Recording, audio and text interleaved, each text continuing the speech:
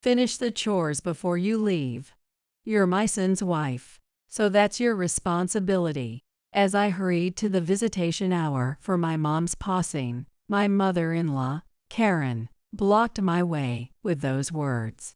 Even in this moment, she wanted to burden me with housework. My chest tightened with frustration. Today, of all days, I muttered, trying to hold back my feelings. But then, she said something even more unbelievable. I'm not going to the visitation hour. I don't want anyone thinking I'm part of your family.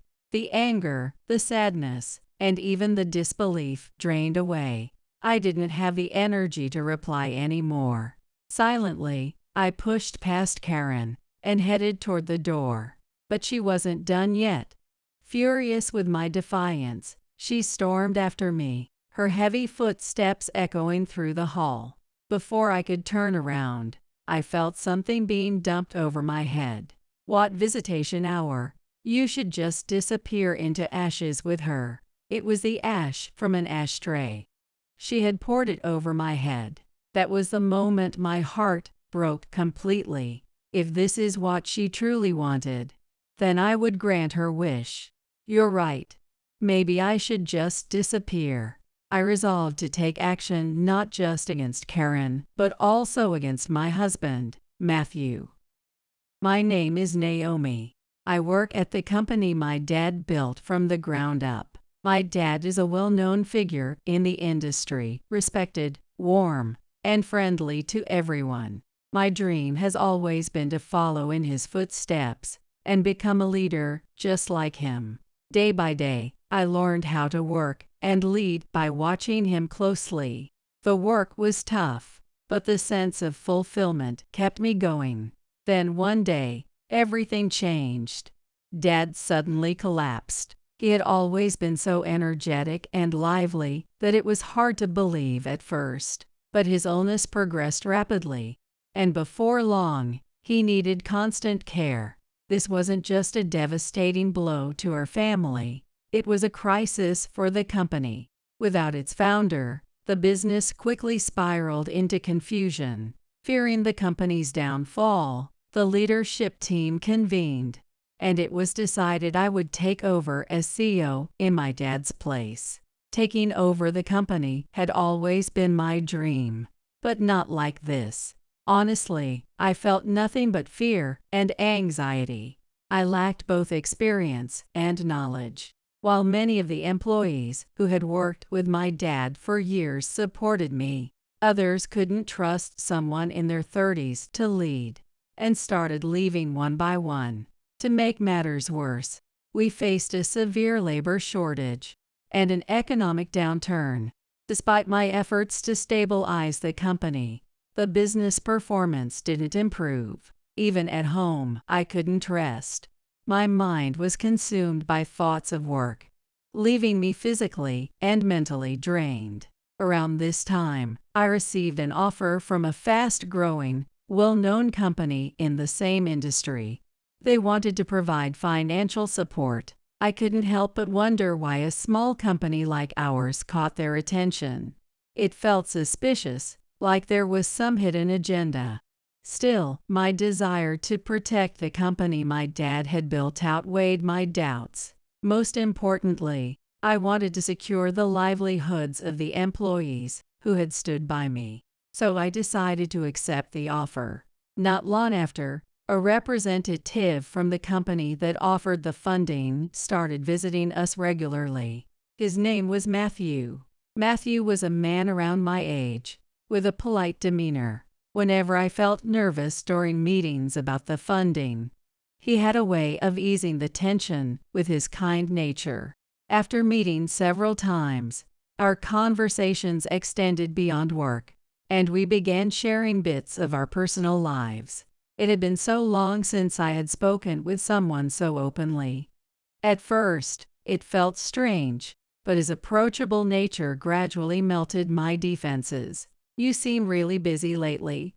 Are you taking care of yourself?" he asked. It had been ages since someone had shown me kindness like that. His words struck a chord deep within me.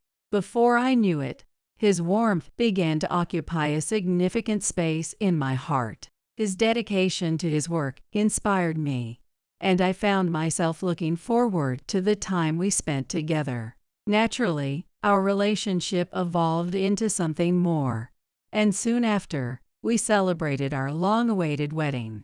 It was shortly after we got married that he suggested we move in with his mother.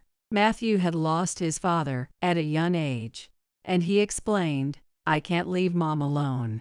I had heard about his family and understood his commitment to his mother, so I agreed to live with her. But living with his mom, Karen, was the start of a challenging chapter in my life. Karen didn't approve of how much time I spent away from home for work. Every time we saw each other, she would make snide remarks. "Is it okay to neglect your family like this? I'm sorry. Work has been hectic. Once things settle down, I'll try to come home earlier." "What's the point? You don't even help with anything around the house when you're here." Each word felt like a stab, but all I could say was, "I'm sorry." Karen's cold gaze made me feel unwelcome in my own home. On top of that, Matthew had become distant since our marriage. At first, I thought it was just his busy schedule, but over time, he stopped responding to me altogether. "Hey, do you have some time tonight? Maybe we can grab dinner together," I suggested. "Dinner sounds fine, but before that, can you start paying more attention to how you look?" "What do you mean?" I asked, puzzled. "You've put on weight lately. You used to be slim and gorgeous before we got married. Now it's like I married someone else. This is marriage fraud." Marriage fraud. That cold, cutting remark pierced my heart. After that, every time I tried to bring something up, he would deflect by commenting on my weight. Each remark chipped away at me a little more. Matthew had always been close to his mom, often saying, "I can never repay my mom for everything she's done for me." While appreciating his devotion to his mother was one thing, their relationship went beyond normal bounds. He had never truly separated himself from Karen, and Karen seemed unwilling to let go of him. As a mama's boy, Matthew constantly compared me to his mom, always finding ways to criticize me. "If it were my mom, she would have done this differently," he would say, putting Karen on a pedestal and tearing me down. I felt like I was becoming more and more isolated between the two of them. As my relationship with her worsened, Matthew's attitude toward me also grew harsher. It seemed like he was upset that I couldn't get along with Karen. Almost every day, he criticized my approach to housework and my dedication to my work. Matthew started boasting like he was already the CEO, constantly saying things like, "I'm respected by the CEO. Pretty soon, I'll be running this company. Trust me, follow my lead, and you'll have an easier life." I wasn't sure how serious he was, but it just sounded like empty boasting to me. Amidst all this, there was something else that had been bothering me recently. I kept spotting him with other women. One day, I saw him walking down the street with a woman I didn't recognize, and it shook me to the core. Could he be cheating? I wondered. But with my late hours, I had no way of verifying anything. Finally, one day, I decided to confront him. "Hey, I happened to see you with that woman today." "Who was she?" Matthew glared at me. "Why do you have to question everything I do? You got that? If I tell the CEO, I could shut your company down in an instant." His words sent a wave of both anger and fear through me. How could Matthew use the company my family built as a tool for intimidation? I felt the trust I had in him crumbling, piece by piece. But my troubles weren't just with him. Karen's treatment of me was just as bad. Karen did absolutely nothing around the house. From morning till night, she would sit on the couch watching TV or fiddling with her smartphone, leaving all the household chores to me. No matter how late I worked, When I got home, the house was a mess, and she didn't care how tired I was. She'd order me to clean the house as soon as I walked in. Of course, I understood that housework was part of my responsibilities, but I resented being scolded by Karen, who did nothing all day. Still, I couldn't say anything. I was just forced to comply. Matthew seemed to think it was natural for me to do all the housework for Karen. On top of that, she would freely criticize her husband, saying things like, he was totally useless. One day, after I put a lot of effort into cooking dinner, Karen's response was just as harsh.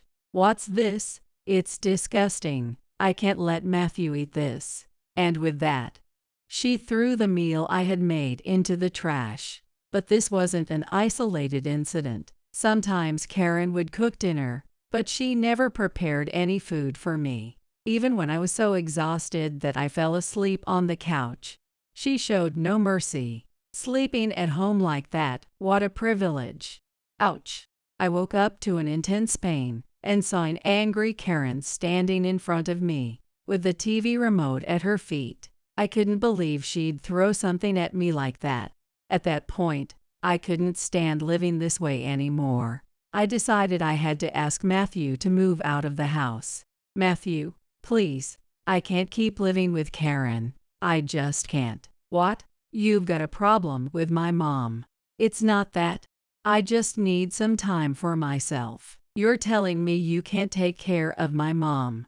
Before I could say anything else, Matthew hit me across the face. "You just keep quiet and do what I say. What me and Mom tell you to do." At first, I was so shocked I didn't know how to respond. But after that, whenever something didn't go his way, he started using violence. The feeling of being cornered only grew stronger with each passing day. Then one day, I received a call from the police. "Your mom has been in an accident." The calm voice on the other end of the phone sounded distant, as if from another world. I could only hold the receiver tightly, in stunned silence. When Dad fell ill, Mom had taken on the responsibility of caring for him, saying, "Protect Dad's precious company." She had done everything herself, but with Dad's income gone, things had become tight, and apparently, Mom had secretly taken a part-time job to avoid burdening me. She worked late into the night, would grab short naps whenever she could, and then go back to caring for Dad. How much had she suffered? How much pain had she been in? I never realized how much she was struggling. I was so focused on work that I couldn't even see it. "Please, at least let me go home for a few days." I had asked Matthew, but he refused every time. "Now that you're married, your priority should be this house, right?" I regretted not being able to help with living expenses more. If I'd paid attention to Mom's struggles earlier, things might not have turned out like this. Mom had fallen asleep at the wheel because of exhaustion and caused the accident. I rushed to the hospital, but it was too late. I was led not to her room, but to the morgue. "Mom, I'm so sorry. I couldn't do anything for you." As I spoke, my chest tightened more and more with each word. Even though Matthew and Karen opposed me, I couldn't help but think that if I had gone back sooner, I could have been more of a help. I kept speaking to Mom, even though I knew she would never answer again.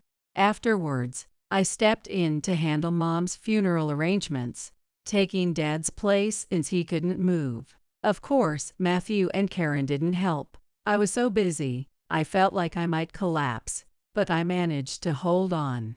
On the day of the visitation, I was about to leave the house to go to Mom. That's when Karen called out to stop me. "Do the housework first. You're Matthew's wife, so it's your responsibility, right? The house is a mess because you've been slacking off lately." Even at a time like this, she was still trying to push housework onto me. My chest tightened in frustration. Today, of all days. "Quit being pathetic. You both quit your jobs, and now you're living poor." How embarrassing. The insults didn't stop there. I don't want to be thought of as family, so I'm not going to the visitation. Beyond anger, sadness, and even disbelief, I was so exhausted I couldn't even muster a response. I pushed past Karen without saying a word and tried to leave the house. But apparently, my attitude didn't sit well with her. She chased after me, her footsteps loud and heavy. Before I could even turn around, something hit me on the back of the head. You think you're going to a visitation? Why don't you just disappear like ash? I could see Karen's smug grin on my face. It seemed she had thrown the ash from the ashtray onto my head. You're right, I said quietly. I'll disappear. I said nothing as I walked away, not even looking back. I could hear Karen's furious voice behind me, but I stayed silent, focusing only on moving forward. All I could think about was going to Mom. Even after the visitation and the funeral, I didn't go back home. I spent time at Dad's, at my parents' house, trying to feel even a little bit of Mom's warmth by recalling the times we shared. But during that time, my phone kept ringing, the screen showing dozens of missed calls from Matthew and Karen. At first, I ignored them all, but their persistence wore me down, so I finally decided to pick up. The moment I answered, Matthew's angry shouting came through the line. When are you coming back? The funeral's over. What the hell are you thinking? I could hear Karen's voice faintly in the background. You're so selfish. I guess being useless runs in the family, huh? As their insults flew back and forth, I just listened quietly.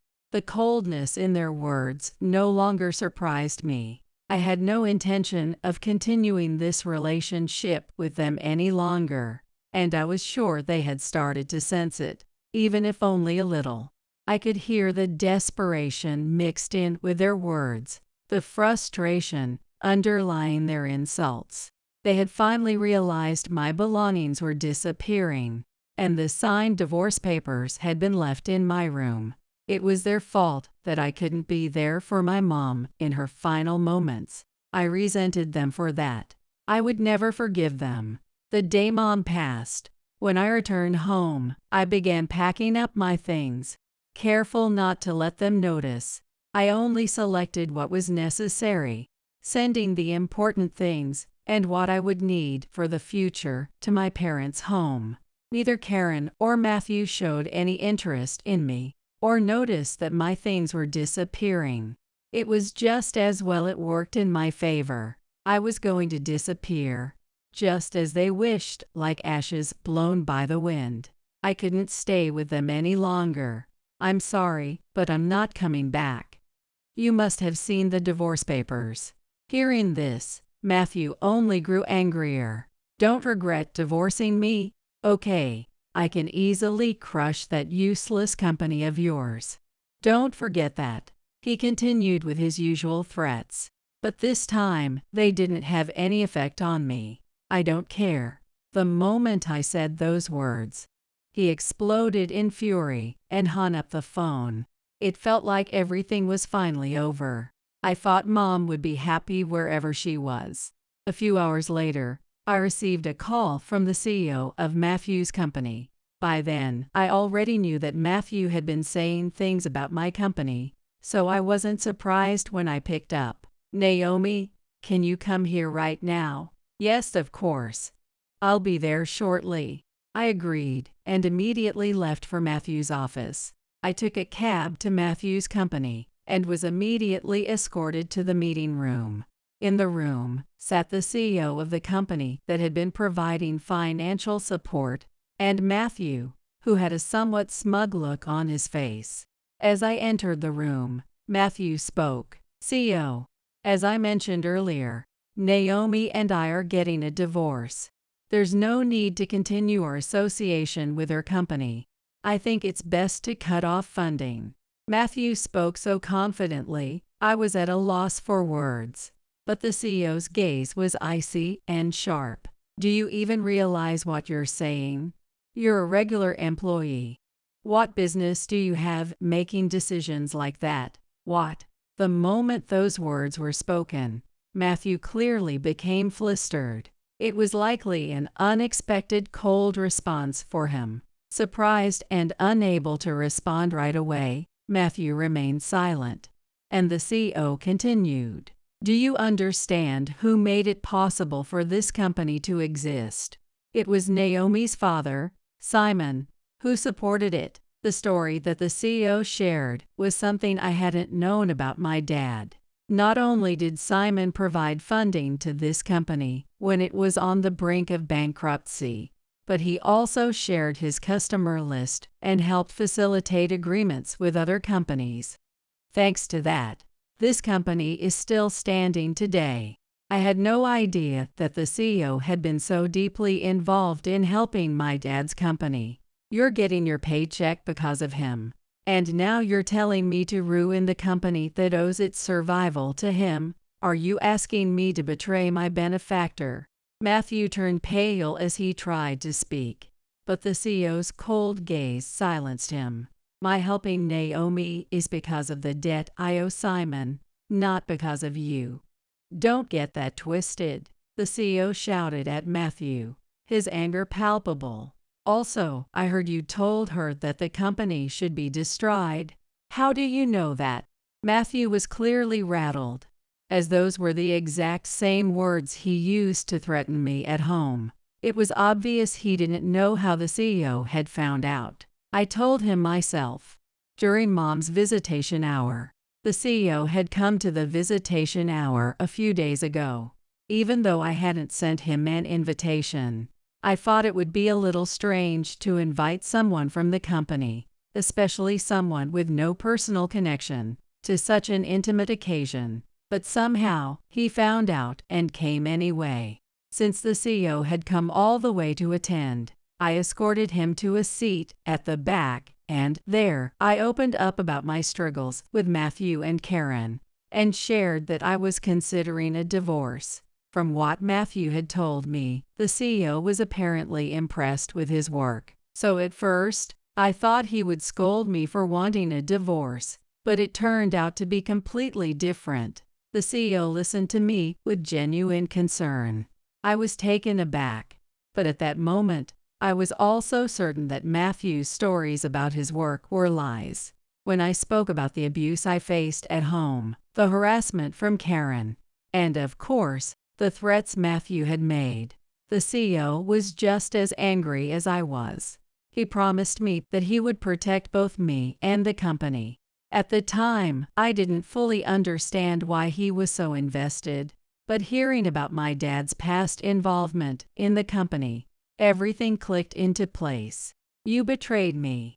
Matthew, furious that I had shared details about him, clenched his fist, as though ready to strike me. I flinched, bracing myself for the pain, but just as he was about to lash out, the CEO's shout stopped him in his tracks. You're the one who betrayed her. You're the heartless one who couldn't even attend her mother's funeral, and I feel ashamed that you're even in my company. The CEO's words had a palpable impact. Matthew hung his head, his face flushed with anger, but unable to speak. Naomi, you don't have to deal with this man ever again. I'll never forget the debt I owe Simon, so rest assured. The CEO's tone softened as he spoke to me, a stark contrast to his earlier fury. Thank you. Your words bring both me and my dad some peace. As Matthew listened to the CEO's words, his face turned pale.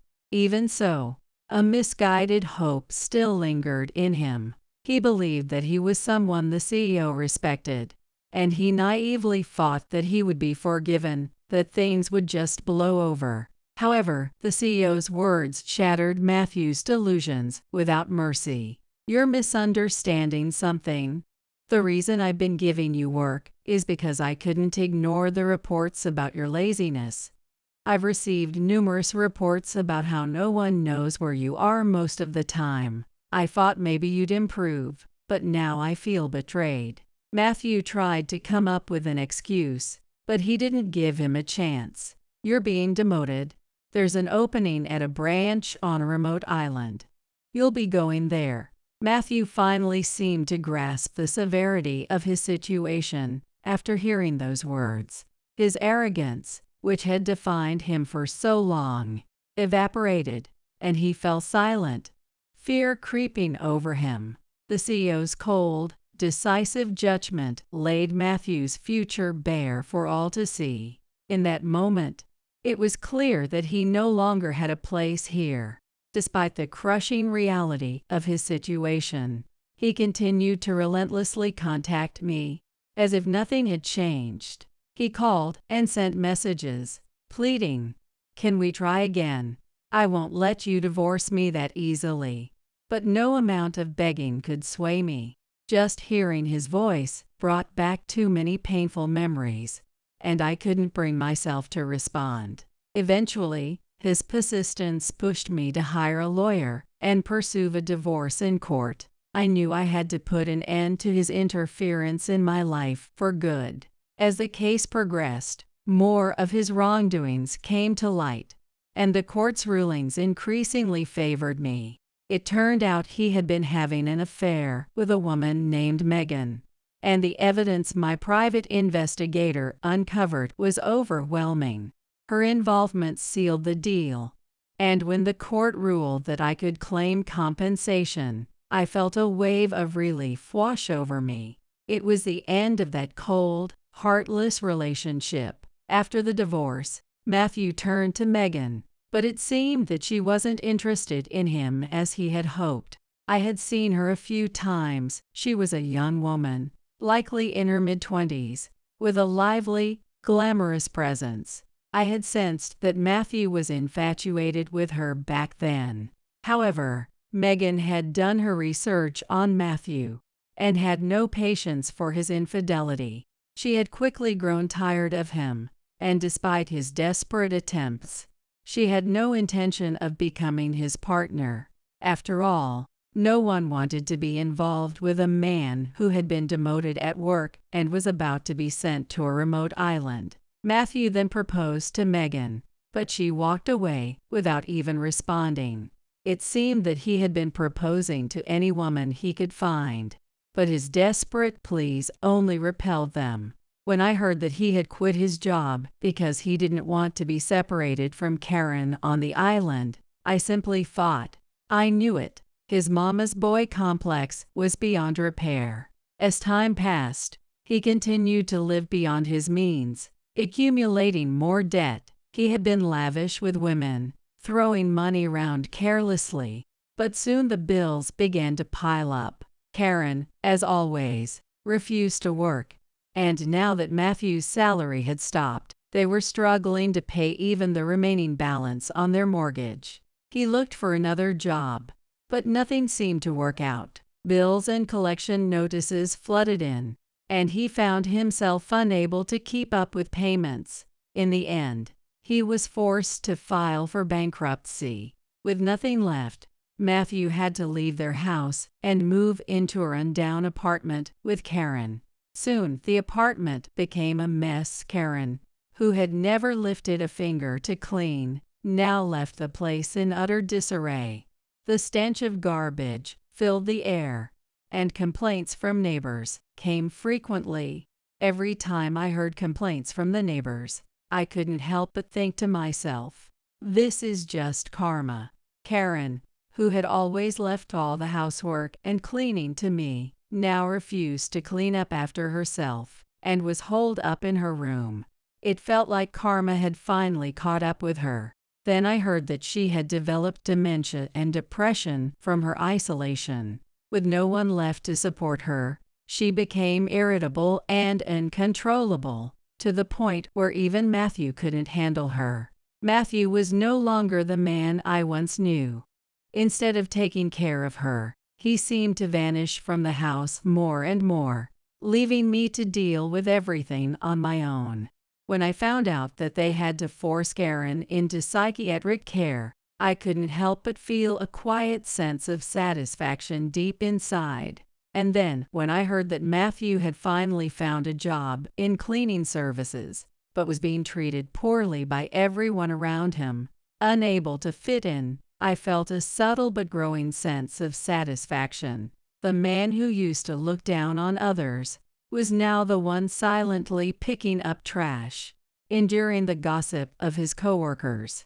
To see the people who had once belittled me, pushed me around, and used me, now struggling, was utterly gratifying. On top of that, my business was gradually getting back on track. What had once barely survived thanks to outside funding was now standing on its own 2 feet, gaining momentum. Word spread through the industry about how my company had overcome its crisis, and soon young people started joining, eager to work under my leadership. I was beginning to be seen as the young CEO who had revived the company. And though I was a little embarrassed, I couldn't help but feel a sense of pride. Meanwhile, Dad, thanks to the relentless care and treatment, was slowly recovering. Though his muscles had weakened from his long time in bed, thanks to Mom's constant physical therapy, he was starting to walk again, little by little. One day, as I was heading out of the office, I spotted Matthew waiting outside. Confusion and shock mixed inside me as he suddenly saw me and rushed over, begging, "Naomi, please, take care of me. I'm begging you. Help me out." I looked down at him, but no words came to me. Without saying a thing, I turned and walked away, leaving him there. Since then, I've had no idea where he is or what he's doing. All I know is that I'm living my life. "Hey, you're Cody's wife, aren't you?" The sudden call from my mother-in-law, Jessica, left me momentarily confused. "What are you talking about? Cody's wife is Melissa, his affair partner, isn't she?" Jessica's voice over the phone trembled with anxiety and desperation. "Please, can you help us? We're really in trouble." The very people who once cast me aside to choose Melissa were now begging for my help. Hiding my icy resolve, I hung up the phone. "My name is Alice. I met my husband, Cody, after joining the company run by his parents. I had started working there right after graduating from university. I wasn't particularly interested in construction, but I had been looking for a stable job in my hometown and decided to work at their company. Though I don't consider myself especially attractive, I've always enjoyed cooking and sewing, and I take pride in being good at household tasks. Every day, I made it a habit to bring my own homemade sandwiches to work. One day, Cody noticed my sandwich and struck up a conversation. "That looks delicious. Did you make it yourself?" "Yes, I always make my own," I replied, a little embarrassed. Cody smiled warmly. "Man, I wish I could have sandwiches like that. My mom never makes anything, so it's a hassle whenever I have to head out to the field." Hearing him joke about it made me pause for a moment. We weren't particularly close, but as coworkers, I thought it might be nice to do something helpful for him. "Would you like me to make some for you?"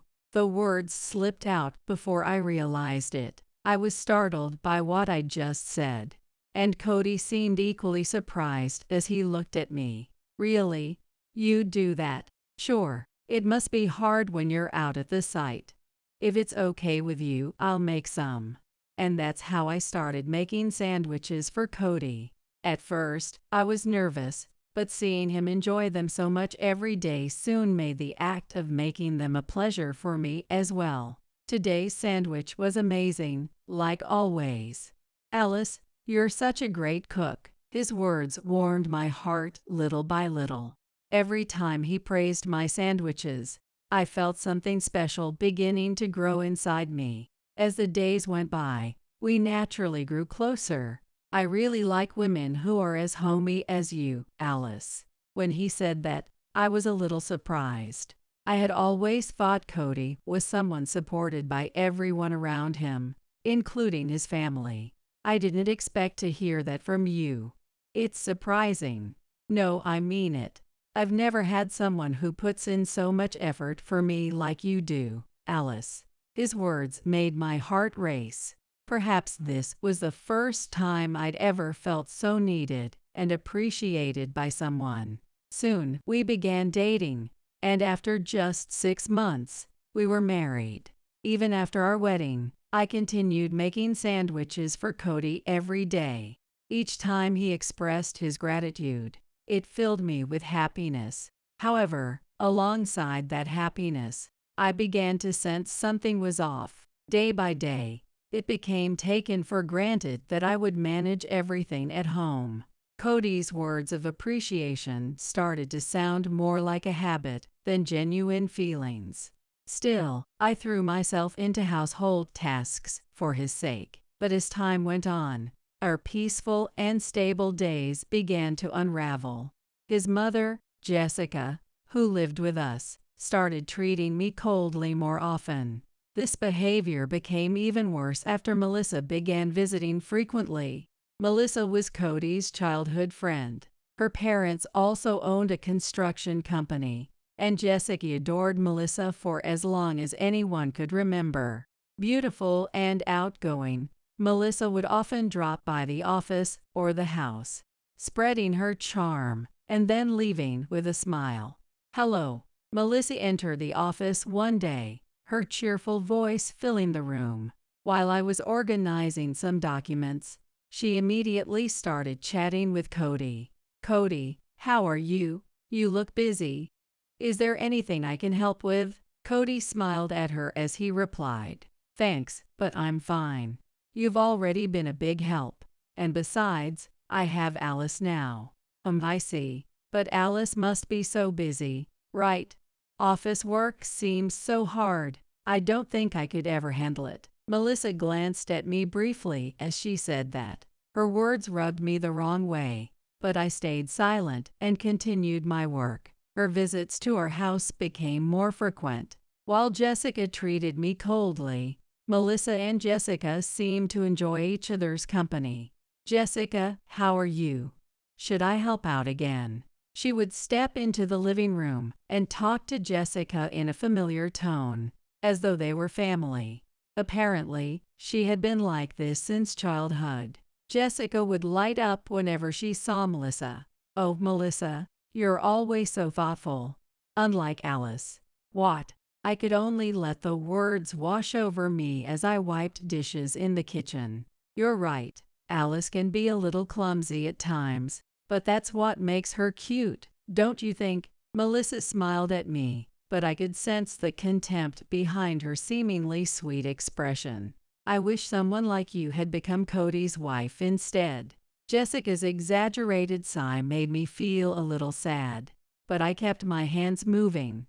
"Oh, Jessica, I'm just a childhood friend. Alice is doing her best, you know. But look at her," Jessica said, gesturing toward me. "It takes her so long just to put away a few dishes." I tried my best not to react, staying silent as I continued my task. "Oh, I know, Alice, next time I'll teach you a new recipe. Maybe it'll help you enjoy cooking more." "Thank you, but I'm fine. I can manage on my own." "Oh, really? Well, if you ever need help, just let me know. I'm good at helping people, after all." Melissa kept visiting frequently after that, laughing and chatting with Jessica while treating me with subtle condescension. "Jessica, I'll come by again soon. Let's have another long chat next time." As she said her goodbyes, Melissa threw me a brief glance before leaving. That glance left me feeling sad again, but I quietly returned to my chores. Melissa would have made a better wife. Jessica's words echoed heavily in my heart, making me feel as though my place in this home was slowly disappearing. The feeling that something was off began to grow after Melissa started visiting more often. At first, I convinced myself it was only natural since they were childhood friends. But gradually, that sense of unease grew stronger. Eventually, my suspicions turned into certainty. One afternoon, Cody abruptly announced he was going out for dinner. It wasn't like him to do that. And he left right after Melissa had been over. Something about his behavior felt off. so I decided to follow him. "Cody, where are you going today?" "Just a work-related meeting. I might be late, so don't wait up for me." His words only deepened my suspicions. If it were really for work, he would have told me earlier. Besides, this had been happening more often lately, Cody leaving right after Melissa visited. Quietly, I decided to follow him. His destination wasn't a restaurant for meetings, but a small, hidden cafe. A place like this for a work meeting? That's definitely a lie. Peering through the glass window, I saw Cody and Melissa sitting together, laughing and talking as if they had no worries in the world. I quietly stepped into the cafe. "Cody, are you sure it's okay not to tell Alice?" Melissa asked, sounding concerned. "It's fine.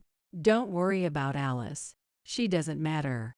Honestly, I'd rather have you take care of the house from now on." The moment I heard those words, a sharp pain pierced my chest. I wanted to turn and leave immediately, but my body was frozen in place. Without ordering anything, I quietly left a cafe. Cody returned home after a while, his face showing no hint of guilt. I confronted him immediately. "Cody, what's going on? I saw you at the cafe with Melissa." I heard everything. My voice trembled as I spoke. For a moment, his expression darkened, but it quickly turned cold. "So you found out?" Not like I was trying to hide it. "Melissa and I have been seeing each other for a long time." I couldn't believe the words coming out of his mouth. Tears threatened to fall, but I held them back. "Why?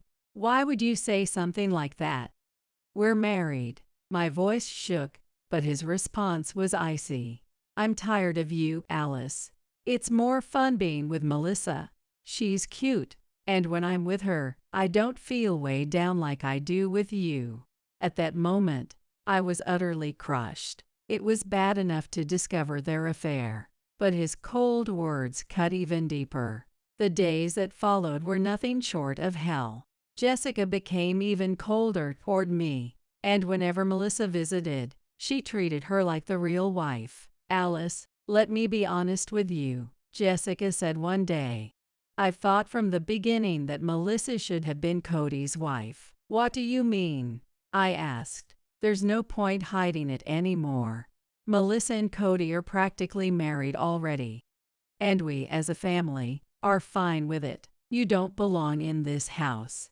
Her words shattered me. Not only was Jessica openly endorsing the affair, but she was also telling me I didn't belong in the family. From that day on, my place in the house vanished entirely. At the dining table, all the talk was about Melissa, as if I didn't even exist. The isolation within the family became unbearable. Then the day finally came. "Alice, I've had enough. I can't do this anymore. Get out." His words pierced me like a dagger. I couldn't stop the tears from falling. "Get out? Where am I supposed to go?" "Go back to your parents' place. You don't belong here anymore. The savings are all ours now. I've been managing everything, and the house is in my name. You have nothing left." The reality hit me like a ton of bricks. Everything I had saved before marriage, the life we had built together, it was all being taken from me. Even my savings. We combined everything when we got married. It's all under my name now, so it's mine. We're done. Just leave already." He turned his back on me, his tone colder than ever. I was left speechless, unable to do anything but stand there. In the end, I divorced him and returned to my parents' house. I had no other choice. As I left the house, I glanced back and saw Cody and Melissa laughing together, looking happy as ever. "Are you done moving out?" Cody asked. "You're still here. Go back to your parents already," she added with disdain. Having lost my home, my savings, and everything I had built, I stood frozen, tears streaming down my face. Although I returned to my father's house, the void in my heart remained unfilled. My father, who had raised me alone after my mother passed away when I was young, listened to my story and offered his understanding. Yet, each day, I became more acutely aware of all I had lost. Life at that house began to feel like a distant dream. Every time I recalled the image of Melissa, Jessica, and Cody happily spending time together, my chest tightened with pain.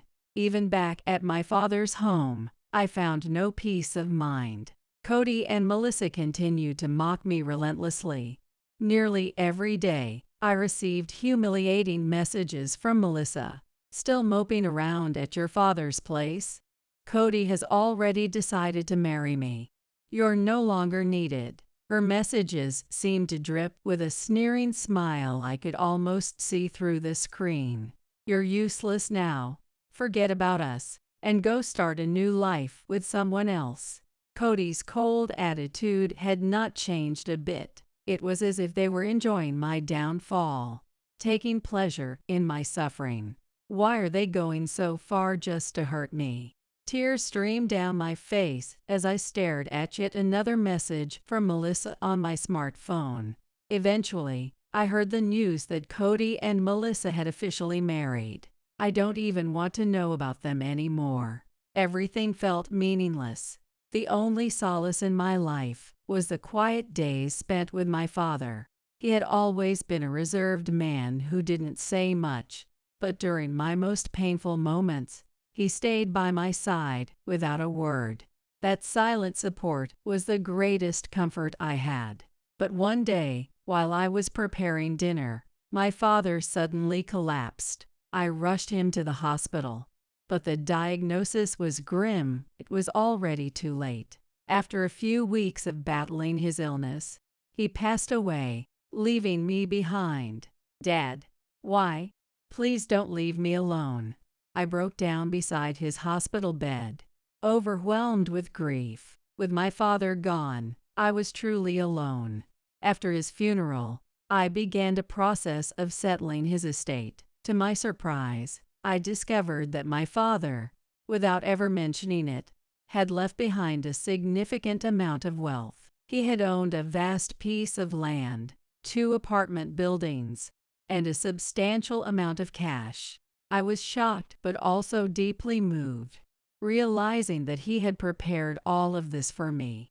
Dad, you thought of me so much, even without saying anything. I gazed at the inheritance documents as tears quietly streamed down my face, my heart aching with gratitude for his kindness. For a while, I lived in a haze of sadness, feeling utterly aimless, but gradually, a new feeling began to take root within me. I couldn't stay like this forever. I started to think about how I could use what my father had left me to rebuild my life. What should I do with this land and these apartments? How can I manage them properly? I sat alone in the large countryside house my father had left me, lost in thought. Though unsure of how to rebuild my life, I knew I had to face each challenge one step at a time. Around that time, Cody contacted me again. His message was as cold as ever, showing no interest in my life. Instead, he proudly shared news of his marriage to Melissa. We're married now. You're nothing to me anymore. Melissa is my partner from now on. Hearing those words, I felt nothing. In the past, such words might have hurt me deeply, but not anymore. It felt as though my father's legacy was now giving me the strength to stand tall. Hearing those words, I felt nothing. Thanks for the unnecessary update. We're divorced, and I'm living my own life now. With that, I began managing the land and apartment buildings my father had left me. At first, I had no idea what I was doing, and often felt overwhelmed. But slowly, I learned and gained the confidence to take this new step forward. Dad, I'm going to do this right. I'll take care of the land and the apartments you entrusted to me. I silently made this promise to him as I began moving toward my future. Even as Cody and Melissa continued to mock me and send degrading messages, their words no longer hurt me. With my father's inheritance as my foundation, I regained control of my life and found the strength to move forward. No matter what challenges lay ahead, I was no longer alone. With my father's memory and his legacy supporting me, I resolved to live boldly. Sometime after starting my new life managing the properties, I received an unexpected call from a real estate agent. The agent was adamant about acquiring a piece of land I owned. "I'm sorry to bother you, but we're very interested in the land you own. That area is undergoing rapid development as a new residential district, and there are plans to extend the nearby highway. The land is incredibly valuable to us, and we'd greatly appreciate your consideration." As soon as I heard the agent's words, I couldn't help but think of my father. He had cherished this land during his lifetime, and I couldn't let it go so easily. "I'm sorry, but this land is a precious inheritance from my father. It holds deep sentimental value for me, and I have no intention of selling it." I firmly rejected their offer, but the real estate agent didn't give up. On the contrary, they repeatedly called and even visited me, desperate to secure the property. "Could you reconsider? If you're willing to sell, we're prepared to offer a very high price." Opportunities to receive this kind of payment doesn't come often. "No matter how much you offer, I won't sell this land. It's something my father entrusted to me, and it's filled with memories. There's no point in continuing this discussion." I stood my ground firmly, refusing to budge. Despite my clear refusal, they persisted. Their determination to acquire the land seemed unshakable. The calls from the real estate agent continued, but I refused to give in. I couldn't easily let go of the land filled with memories of my father.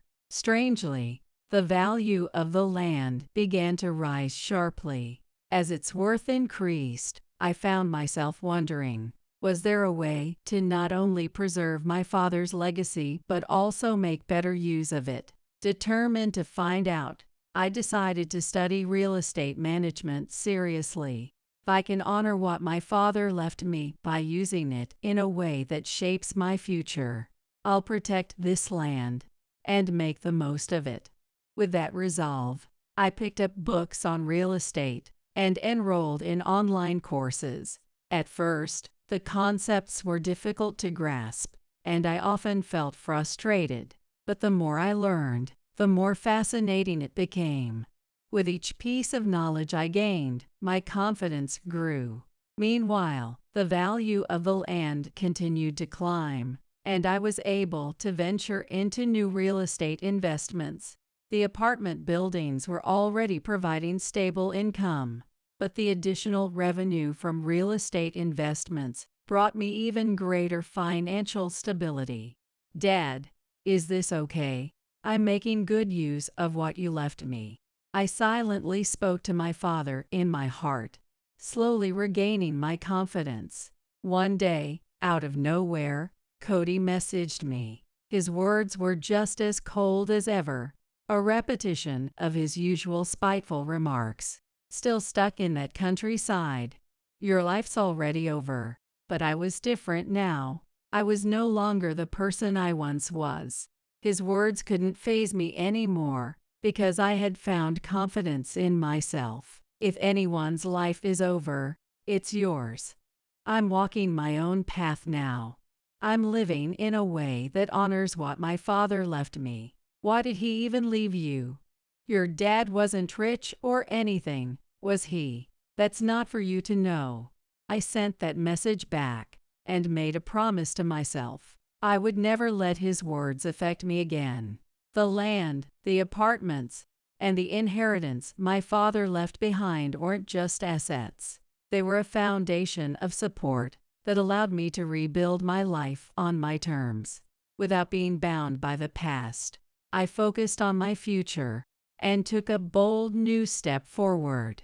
What my father left me was more than material wealth. It was the strength to stand back up, a source of resilience that fueled my drive to live fully again. From now on, I wouldn't let anyone control me. With unwavering confidence, I resolved to continue building my new life. Then one day, I began receiving more provocative messages.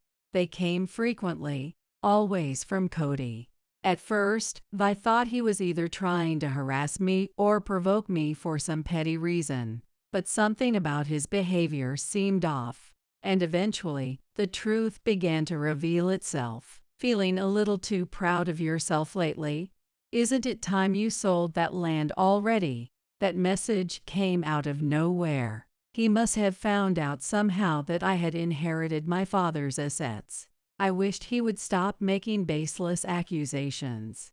But something about his tone didn't sit right with me. Proud of myself? I haven't done anything.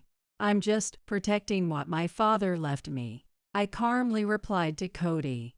However, his responses became increasingly provocative. Without that land, we could have done much better. Don't you realize you're the one standing in the way? His messages grew more unsettling, clearly intended to shake me. Around the same time, I happened to hear a piece of news.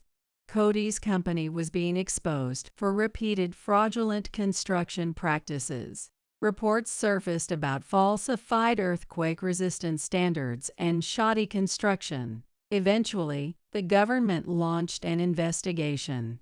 The moment I learned this, everything clicked. The reason Cody had been contacting me so persistently was that the land I owned was a crucial piece of their development plans.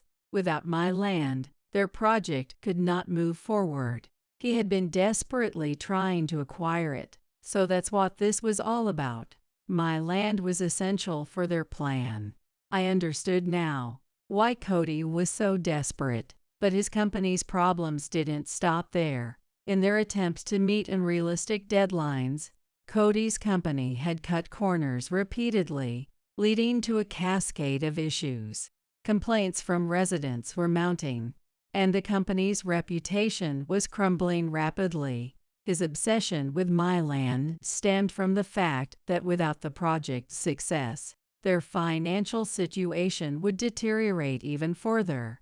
On the surface, Cody and Melissa's relationship appeared fine, but as the company's troubles worsened, cracks began to show in their relationship as well. Why did it have to come to this? It's all your fault. If you'd just sell the land. That's not true. It's the result of your reckless construction practices, isn't it? Alice, please, help me. If you sell the land, we can still turn things around. Help you? After everything you've done to me. Have you forgotten? I know I was wrong. I was confused back then. But now we really need that land. Please, I'm begging you. His voice trembled, but I felt no sympathy. I've told you many times already I'm not selling that land. And now you're asking for my help. This has nothing to do with me anymore. I hung up the phone. But that wasn't the end of it. Even Melissa's father, who had initially supported Cody's company as part of the family, quickly severed ties when the scandal broke. Melissa's father didn't want his own reputation in the industry to be tarnished. Although they had appeared to have a strong bond publicly, their relationship had been purely transactional. Once the situation became public, Melissa's father distanced himself from Cody and his family. Cody and his in-laws found themselves completely isolated. The company teetered on the brink of collapse, abandoned by Melissa's family, with no one left to help him. Why do we have to go through this? He muttered, but I felt nothing for him anymore. This was entirely his responsibility. In the end, this is the result of your own actions.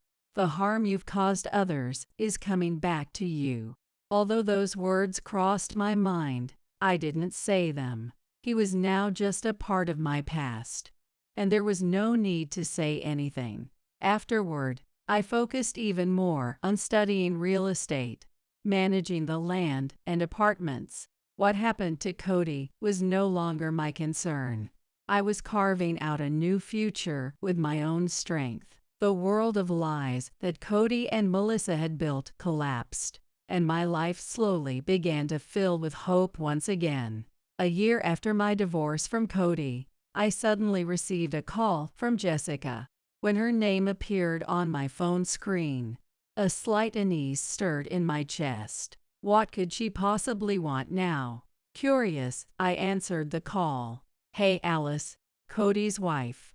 That's you, right?" Jessica's voice trembled with anxiety and desperation. What on earth was she talking about? Surprised by her sudden words, I quickly responded with calm. "What are you talking about? I have nothing to do with you anymore. Cody's wife is Melissa, isn't it?" I responded somewhat coldly. Although I was surprised by Jessica's attitude, it didn't shake me as it once would have. "No, that's not it. You have income, don't you? Please, help me." Jessica's voice was strained.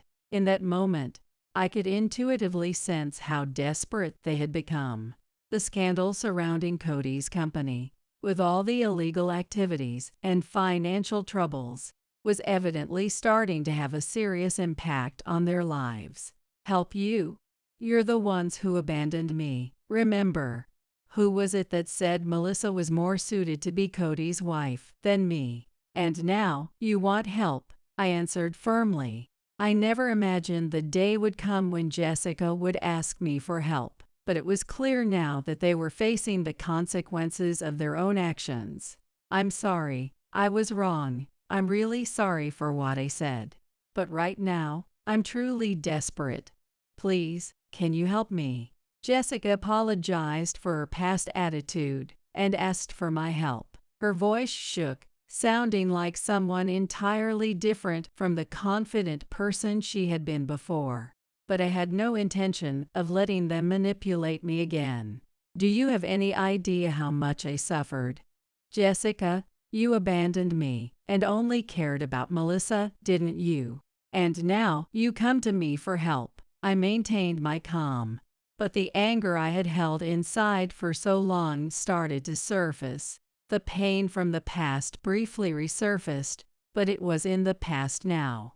I was determined to protect myself. For a moment, Jessica seemed to be at a loss for words. I could feel her silence through the phone, as if she wanted to say something. I know, but right now, we really don't have any money. With everything that happened with the company, we don't know what to do." She continued to plead with a trembling voice, but I remained unmoved. Her words were filled with regret for the cruel behavior of the past, but that alone no longer moved my heart. "No matter what happens to your company, it's none of my concern. You abandoned me. No matter how things turn out, asking for my help now is just too convenient for you." The fact that they had abandoned me and treated me coldly would never disappear. And now, the consequences of their actions were right in front of them. "Please, Alice, we know we were wrong. But for Cody's sake, please. No matter what happened to them now, I had no intention of getting involved. For Cody's sake. You all threw me out for Cody, didn't you? No matter what you say now, I won't help. We're strangers now. Don't involve me in your life." I could hear the confusion in Jessica's voice on the other end of the line, and I knew she was at a loss for words. After a moment of silence, I could hear her quiet sobs, but still, I remained unmoved. "You're right. I was wrong. I'm sorry, truly." She murmured these words before the call ended quietly. After the phone call ended, I stared at the receiver for a moment. I would no longer be bound by the past, rather than feeling that I had taken my revenge. It was the moment I truly realized I had taken back my own life. "This is the end," I muttered softly to myself as I placed the phone down. Then I turned forward again and began walking. From now on, I would carve my own path in life. without relying on anyone, without being manipulated by anyone. It wasn't long after I had started seriously studying real estate when I heard that Cody had lost everything. He had been abandoned by Melissa and was now completely isolated. The company's illegal activities were widely reported, and it was driven into a state where recovery was impossible. His in-laws, too, had lost their reputation, and it seemed unlikely they would recover either financially or socially. So, this is how it ended. That was all I felt when I heard about Cody. No emotions stirred within me. In fact, I found myself calmly accepting that he had fallen to rock bottom. Cody had always relied on his parents, so bouncing back on his own was going to be tough. He had lost everything, his job, his life, and now it seemed like he regretted kicking me out. I even heard that he had finally realized how important I was to him. But for me, it was already too late. Even if I think back to that time, I don't feel anything anymore. I muttered this to myself as I picked up a stack of real estate documents from the desk. Now, my life has completely changed. With the income from real estate and the inheritance left by my father, I started purchasing new properties. By managing them, I was able to secure a stable income. The plan to build a new house in the countryside is also progressing. Building my ideal home on the land my father left me has become one of the joys of my life. In the midst of all this, I met a man through my studies in real estate. He, too, worked in the real estate industry, and like me, he was striving to build a future. We naturally became drawn to each other, and before we knew it, we became engaged. The struggles of the past, now I can laugh and talk about them. I never imagined a day would come when I could feel this way. But now I've completely recovered from the wounds of the past and am walking a new path in life. Then one day, I received a message from Cody out of the blue. It was an apology and a plea to get back together. "Alice, I was wrong. Won't you give us another chance?" When I saw that message, I couldn't help but smile. What was he saying now? I quickly closed the message. There was no need to reply to him. No matter how much he regretted it, I wasn't going back to the past. "It's too late, Cody. I've already moved on." I murmured this in my heart as I refocused on my work. The past with Cody was now a distant memory. I had overcome everything and was moving forward to the next stage. The construction of my new home was progressing smoothly, and I was excited about the life ahead with my fiancé. After ignoring Cody's message, I felt even more positive. My resolve to move forward in life and build my future on my own terms grew stronger. "Dad, I'm doing my best. I'm cherishing what you left me and moving forward." I spoke to my father in my heart as I smiled and looked toward the future. All the struggles of the past were now distant memories. What awaited me from here on out was hope and new challenges. Mickey got into an accident and got hurt. We're heading to the hospital in an ambulance right now. Vincent, my husband, called me suddenly, his voice frantic. He was supposed to be at work at this time. What? Is it true that he got hurt in an accident? Yes, it's true. He had a bike accident. Mickey keeps mumbling, "Come quick, Mom," over and over. My daughter, Michelle, was in the middle of summer vacation and had gone out on her bike to play with friends after having lunch. What? No way, Michelle. Michelle? Wait. Oh. The moment I mentioned Michelle's name, Vincent's previously agitated voice suddenly stopped. Then, unnaturally calm, he said, "Forget what I just said. Bye." And hung up without waiting for a reply. I was worried about Vincent's strange behavior, but more than that, I could only think about Michelle, who was supposedly hurt.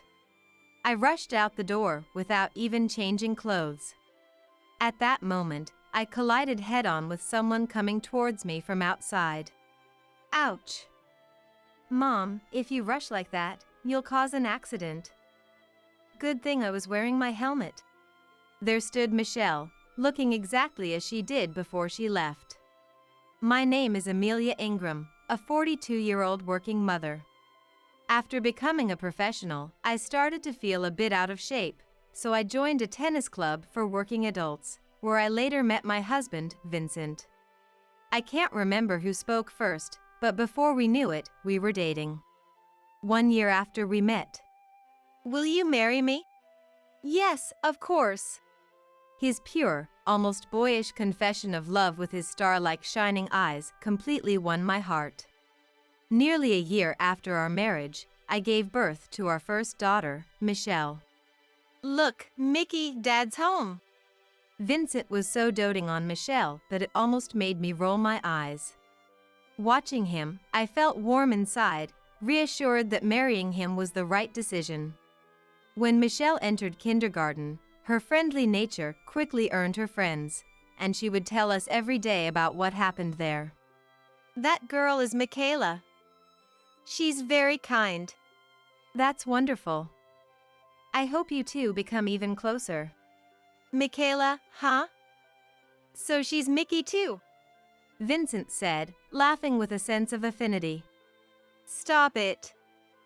If you keep calling them both that, you'll get confused and embarrass yourself.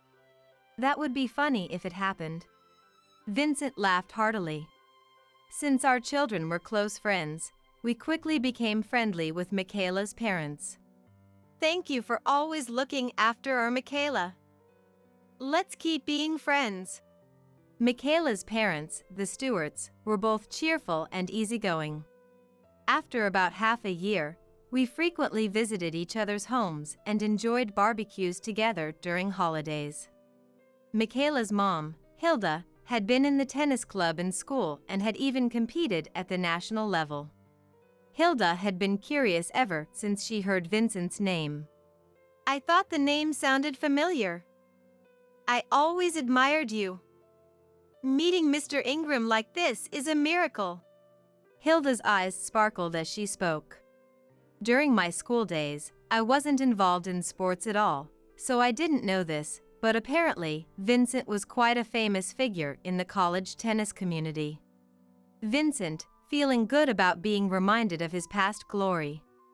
How about this weekend? He said, mimicking a racket swing. I'd love to see Hilda play tennis. Having completely opened up to Hilda, I said that.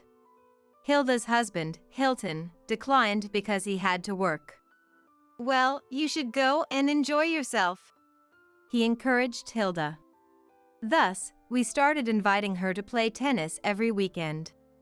Hilda, having participated in national tournaments, kept up with Vincent's agile movements, unlike me who was just building my stamina. Unable to keep up with their movements at all, I soon ran out of breath and rested alone on the bench. When Vincent won with a powerful smash. That's our Vincent. Fantastic. Hilda ran over and pressed a chilled drink from the cooler box to Vincent's cheek. Vincent let out a surprised cold, and Hilda laughed amusedly. An elderly couple passing by on their walk commented, Look at that. What a lovely couple. Yes, it reminds me of our younger days. They looked at Vincent and Hilda, reminiscing about their youth. Now that it was mentioned, Vincent and Hilda could indeed be mistaken for a married couple by strangers. Thinking this, I felt a bit gloomy. Whether he knew my feelings or not, Vincent started going out to play tennis with Hilda whenever they could find time, even without me. Did you go out with Hilda again? At least you could have invited me. Seeing Vincent's tennis bag after he came home sweating, I realized they had gone out together again. I thought you might be tired from housework and your part-time job. I was trying to be considerate. I tried to believe this was his way of being kind. Soon, Vincent and Hilda not only played tennis, but also often went shopping together and took turns picking up the kids from kindergarten. Don't you think you're going out with Hilda too much lately? When I confronted Vincent, he showed me a small package containing jewelry. I was planning to give this to you on your birthday. I asked Hilda for advice on what would make you happy. He smiled innocently. Before we got married, Vincent often came up with surprise plans for me. Knowing he still loved me, I felt relieved. In the fall, the preschool performance at our kids' kindergarten took place. It's Mickey's first performance. We need to capture every moment. Vincent took a day off, and for the first time in a while, we went to the kindergarten together. At the Stewart family's, Hilton showed up briefly and then tried to leave quickly. "Is it work?" "That must be tough," I casually remarked, to which Hilton, looking uneasy, "Well, yes, kind of," he replied ambiguously and left in a hurry. Sorry about that. He's been having a hard time at work lately and is always in a bad mood. She apologized on his behalf. The preschool performance ended without incident, but from around this time, Hilton started avoiding interactions with us. "We seem to be getting avoided by Hilton." I expressed my concern. "You're overthinking it. He's probably just swamped with work," she said with a wry smile. Hilton, who used to be so friendly, had suddenly become distant, and I felt a bit lonely, but she didn't seem to mind. We continued to interact with the Stewart family, and when Michelle started elementary school, she suddenly wanted a bicycle. "Michaela is getting one too," Michelle pleaded persistently, tugging on my apron, and Vincent, who was listening, You should just get her a bike. Folded his newspaper and said, "Really? You usually say not to give in to the kids' wants so easily." Well, it's inconvenient for her not to have one to go out with her friends. I'll buy her one. "If you say so." I was a bit surprised, but decided to trust Vincent's kindness towards Michelle. So on Sunday, Vincent and Michelle went to Walmart to buy a bicycle. When they returned, Michelle was wearing a brand new pink helmet and kept looking at herself in the mirror. Mom, I got the same one as Michaela. Her mom said this one suited me. Was Hilda there too? Well, yes, I guess so. Vincent nodded awkwardly. By the time Michelle was in second grade, it became routine for her and Michaela to go out on their bikes. Do your homework first. I will when I get back. That was our daily parent-child conversation. When summer vacation started, we couldn't go anywhere due to Vincent's work, but at least I can play with Michaela a lot. Michelle was happy, so it wasn't a problem. After lunch, Michelle would ride her bike without doing any summer homework. One evening, I received an urgent call from Vincent. Mickey's been in an accident and injured. She's in an ambulance on the way to the hospital. What? An accident? Is it true? Yes, it's true. She crashed while riding her bike. Mickey is delirious in the ambulance, repeating "Come quickly, Mom" over and over. No way, Michelle. Michelle? Wait, oh. Vincent's voice, which had been full of urgency, suddenly fell silent. Then, unnaturally calm, he said, "Forget what I said. Goodbye." And hung up abruptly without waiting for my response. Vincent's behavior bothered me, but all I could think about was Michelle's injury. I rushed out the door without even changing my clothes. At that moment, I collided headfirst with someone running towards me. Ouch! Mom, if you rush like that, you'll get into an accident. Good thing I'm wearing a helmet. There was Michelle, looking just the same as before she left. Michelle, are you okay? Are you hurt anywhere? I asked rapidly while checking her all over, as she had fallen and hit her bottom. Michelle frowned, looking ticklish. I'm fine. What about you, Mom? Did you get hurt? She was worried about me instead. Vincent called and said you had a bike accident. What? I don't know anything about that. She looked back at me with innocent eyes, clearly unaware of the situation, her surprise evident. We're heading to the hospital by ambulance now. I just got a call from Dad. That's a lie. I'm fine. I'm not hurt at all, see? Michelle brushed the sand off her pants and spun around to show she was uninjured. Indeed, Michelle's body showed no signs of injury. Was it a mistake, and had I just been dreaming? But when I checked my phone's call history, I saw that Vincent had definitely called me 10 minutes ago. I remembered he had said something strange before hanging up, just forget about it. I called Vincent back, and after a few rings, he answered with a heavy voice, yes. Vincent, Michelle is safe. She just got home and doesn't seem hurt at all. What was that call about? It was nothing. Just forget it. Vincent tried to laugh it off. But in the background, I could hear many people bustling around. Check for any brain abnormalities. Hurry! Yes, doctor. It was clearly a tense situation. Is it really nothing? Because I hear.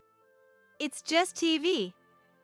Our company has a trend of watching medical dramas while working. We're busy here. I'll hang up now. Vincent hung up before I could say anything. Too busy to take a call, but with time to watch TV dramas?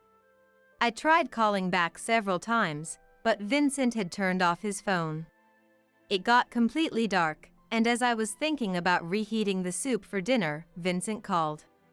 Sorry, I won't be able to come home tonight. Work isn't finished. I see. I nodded and hung up, then reheated the soup. The next day, Michelle came home from her rabbit care duty at school with a gloomy expression. Usually, she'd go out to ride her bike immediately. Today at school, the teacher told me. Michelle said that Michaela had a bike accident and was taken to the hospital. However, the teacher didn't know any details about her injuries. A bike accident yesterday. Vincent's strange phone call came back to my mind. There was no way it was unrelated to that call. I said goodbye to Michaela yesterday. It happened after that. Recalling the previous day, Michelle started crying. I want to visit Michaela in the hospital. Since Michelle wanted to visit, I quickly got ready and we headed to the hospital where Michaela was admitted. Michelle. You came. Michaela looked surprisingly well, which made me sigh in relief. Her mother, Hilda, was sitting next to her bed. Amelia, Michelle. Thank you for coming. But Hilda quickly looked away from me for some reason. I was so shocked when I heard she was rushed to the hospital after a bike accident. According to Hilda, Michaela had a slight fracture in her arm, and she wouldn't be in the hospital for long. I'm sorry for the trouble Vincent caused. At that moment, I responded. Huh? Why was Vincent's name mentioned here? Sure, the day before, I got a strange call from Vincent about Michelle's bike accident, but Vincent kept saying it was a mistake. Why is Vincent's name coming up? Does he have something to do with the accident? I asked, and this time Hilda looked surprised. What? Didn't you hear about Michaela's accident from him? I explained that the information about Michaela's accident came from Michelle's school teacher. Then Hilda looked obviously uncomfortable and muttered. Oh no! There was definitely something behind that call. I couldn't help but be convinced. Can you tell me what happened yesterday? I asked calmly, with a smile. Hilda stammered, unable to give a proper answer. Well, Michelle's mom. Ignoring the adult tension, Michaela began talking about the accident. According to Michaela, she got into the accident right after parting ways with Michelle. Michaela saw Hilda and Vincent holding hands from a distance and tried to call out to them. Whoa! Michaela! Stop it! Hilda tried to interrupt Michaela's testimony in a panic. Go on. I'd like to hear more from Michaela. Michaela smiled cutely and said, okay, and continued. Just as she was about to call out to them, she unfortunately collided with a truck coming out from a side road. The truck had slowed down, but Michaela's light body and bicycle were easily thrown off. Fortunately, she landed on soft soil instead of concrete, and since she was wearing a helmet, she avoided serious injury. Hilda and Vincent were too far away to notice her accident. Later, Hilda turned a corner and disappeared from sight after parting ways with Vincent. Vincent, who came towards Michaela, finally noticed the accident. Michelle's dad stayed with me at the hospital. Michaela recalled happily. That's good. I glanced at Hilda, who still had her head down and wouldn't look up. What's wrong, Hilda? You don't look well. Nothing. Hilda replied, her lips trembling. I should get going to prepare dinner, so I'll be leaving now. Michelle, see you. Bye, Michaela. Michaela kept smiling, but Hilda remained silent until Michelle and I left the hospital room. Michaela's mom didn't seem well. She's probably sleep-deprived from taking care of Michaela. I brushed off the question and gently patted Michelle's head. When we got home, Vincent was already there. You're home early today. Yeah. It seems that Hilda has already reported on the interactions in the hospital room that day. He seemed unsettled, like he was trying hard to think of something to say. I visited Michaela in the hospital today. Really? How is she doing? Oh. I never mentioned that Michaela was in the hospital because of an accident. She could be sick, you know. Yeah, just had a feeling. Vincent was clearly agitated. Well, all right. I reported on Michaela's injury. But more importantly, it seems like you know something, doesn't it? I don't know. What could you possibly mean? I pressed him about the phone call from the previous day. That was just a joke. I just wanted to surprise you. But I never imagined Michaela would actually end up in the hospital the same day. It's a lesson not to joke about such things. Now, shower time. I was so busy yesterday that I didn't even have time to take a shower. Vincent said all he could and then quickly disappeared into the shower room, almost as if to escape. I could hear him humming to the sound of the water running in the shower. All right, now's my chance. I picked up Vincent's mobile phone from the table and opened the messaging app. If my suspicions were correct, there should be some kind of clue.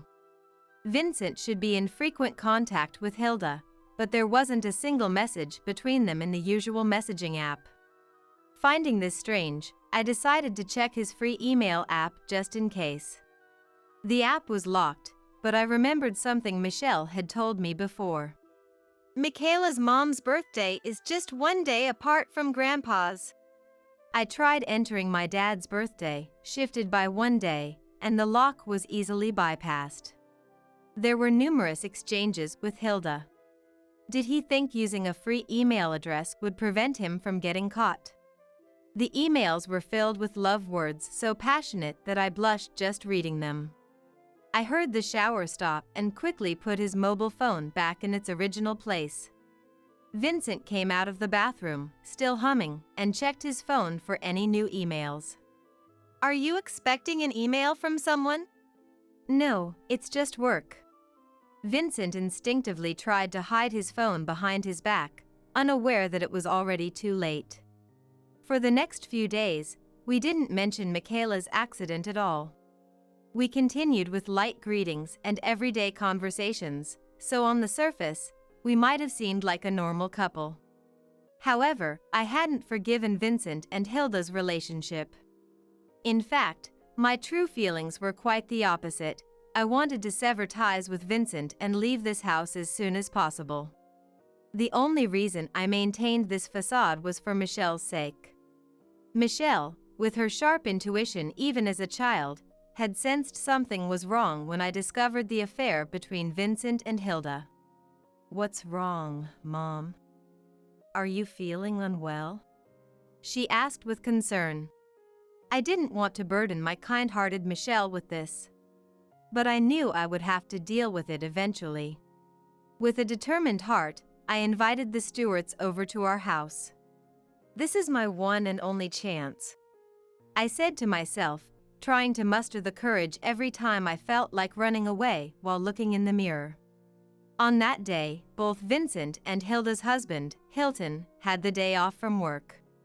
I didn't want Michelle to overhear such an adult conversation, but fortunately, she had rabbit care duty that day. According to Hilton, Michaela's injury had completely healed.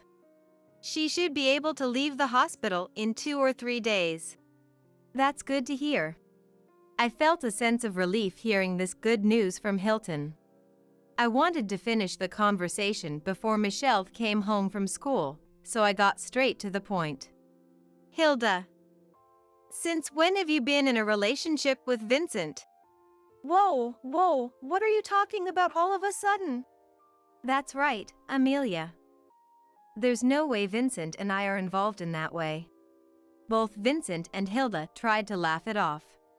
I swiftly grabbed Vincent's phone from the corner of the table, skillfully opened his emails, and began reading the exchanges between him and Hilda. "This is undeniable proof. Can you explain this?" "You. When did you? It's incredibly rude to snoop through someone else's phone without permission." "Exactly. Even between spouses, looking through each other's phones without permission is a violation of privacy." Both of them ignored their own actions and solely blamed me. "So, you admit the relationship?" When I said that, they fell silent. No matter what they said, the fact of their affair wouldn't change. They both seemed to realize this. After a while of silence, Hilton, who had been quiet until then, stood up. "There is more evidence." He scattered dozens of photos on the table from his bag. "What is this?" Hilda panicked and started to collect the photos in a hurry, but I managed to snatch a few from her before she could. The photos showed Vincent and Hilda entering and exiting a hotel. In all the photos, they were wearing different outfits. This meant the photos were taken on different days. They had not met just once, but had been frequently meeting at the hotel. "Have we been followed all this time?" Hilda glared at Hilton with a devilish expression. "I'm busy with work. There's no way." He calmly denied it. In reality, Hilton had noticed their relationship earlier than I did. He had secretly hired an investigator to look into them without Hilda knowing. Even after the affair became obvious, Hilton couldn't pursue it because the kids were close friends, and in case of divorce, custody usually favored the mother. "But Amelia, when you asked me to come with Hilda today, I knew this day had finally come." Hilton realized he couldn't overlook the affair any longer, so he brought the investigator's report and evidence photos with him. Vincent and Hilda, unable to deny it any longer, finally admitted their affair. They had bonded over tennis and started contacting each other even when I wasn't around. Initially, it was just a relationship between parents with kids, without any deeper feelings. However, over time, romantic feelings developed between them. I can't explain it well, but I couldn't get her out of my mind. "I feel the same way, Vincent." Their embarrassing statements, without a hint of shame, made me question if they were really parents. Even on the day Michaela had her accident, they were on their way back from the hotel, trying to avoid being seen by acquaintances. Hilda had turned the corner first, unaware of Michaela's presence. She was probably basking in the excitement of spending time with Vincent. When Vincent noticed Michaela reaching out, calling, "Mom, Mom," he hurried over to her. A truck driver was already there, and an ambulance had been called. When the ambulance arrived and they climbed in, Michaela once again said, "Mom, come quickly," so feeling sorry for her, Vincent took out his mobile phone.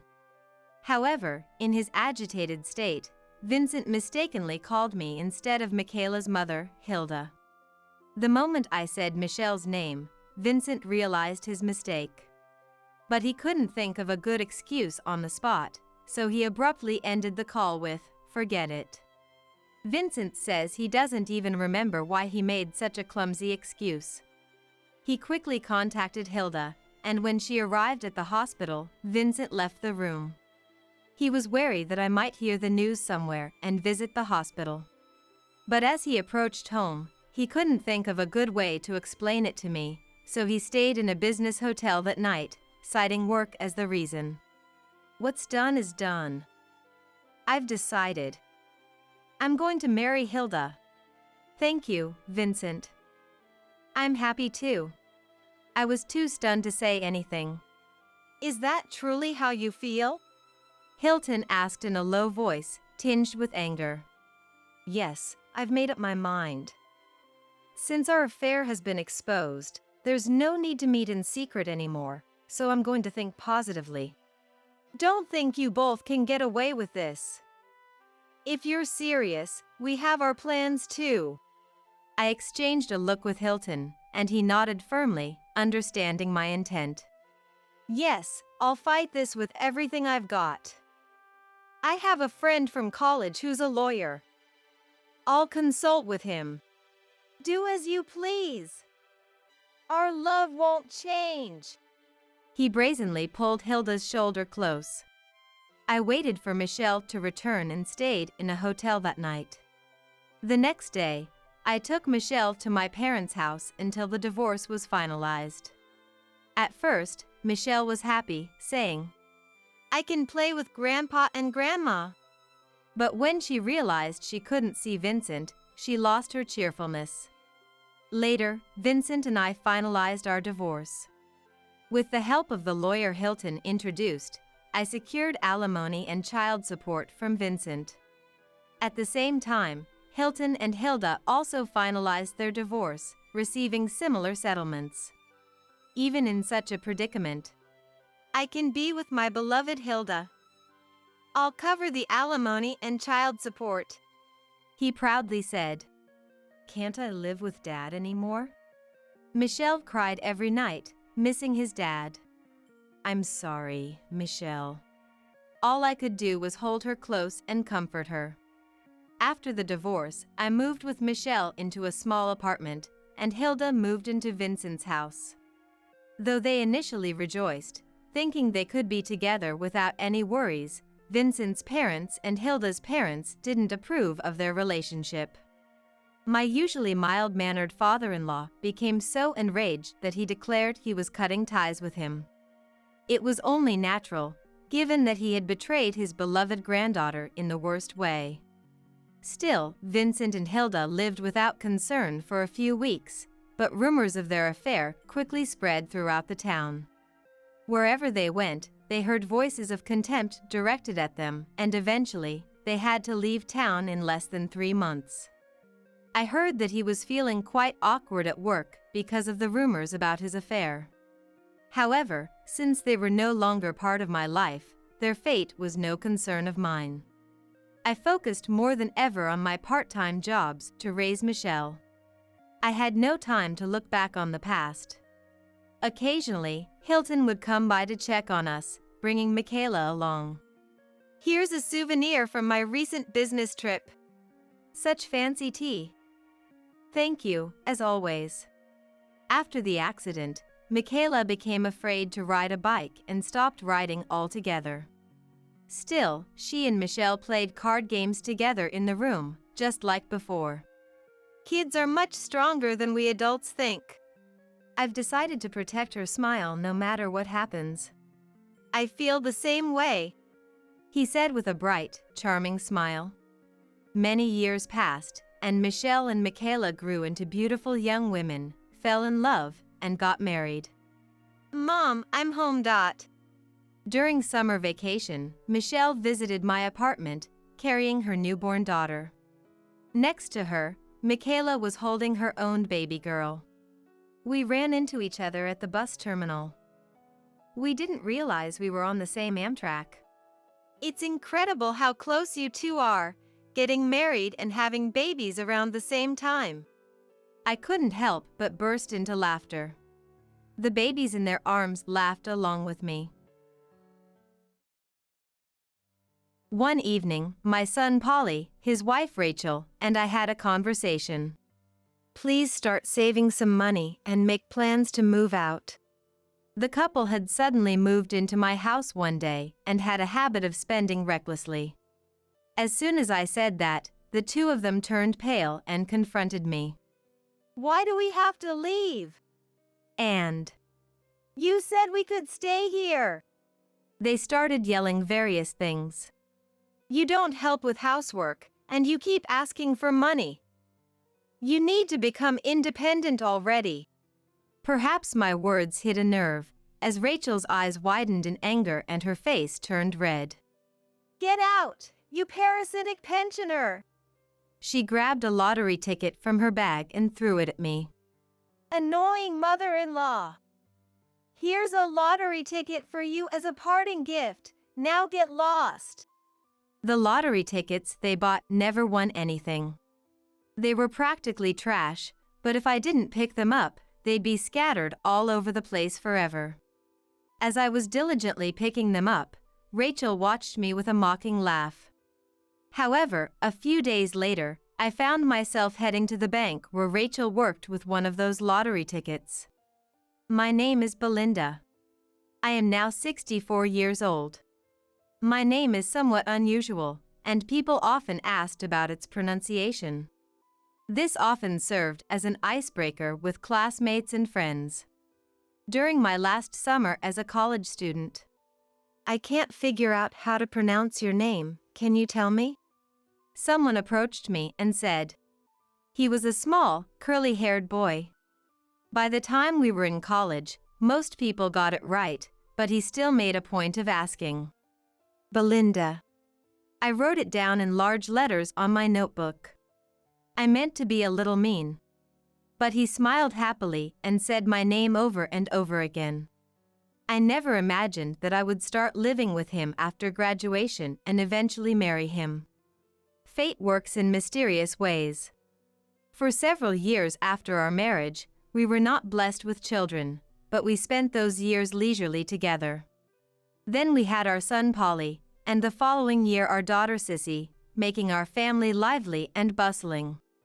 I thought we would spend our days as a family of 4. Thinking about my children and husband every day, I was convinced the years would fly by in no time. I never doubted it until my husband Dylan had a car accident. That morning, Dylan, with his usual smile, said to me, Polly, and Sissy, I'm off, see you later, and went out. We all thought he would come back as usual. However, on his way home, he was hit by a car driven by someone who had been drinking. According to the police, the driver had relaxed because it was the weekend and had a drink before heading home. Such excuses didn't matter. I just wanted Dylan back. I wanted him to come home safely. I would never see Dylan smile again.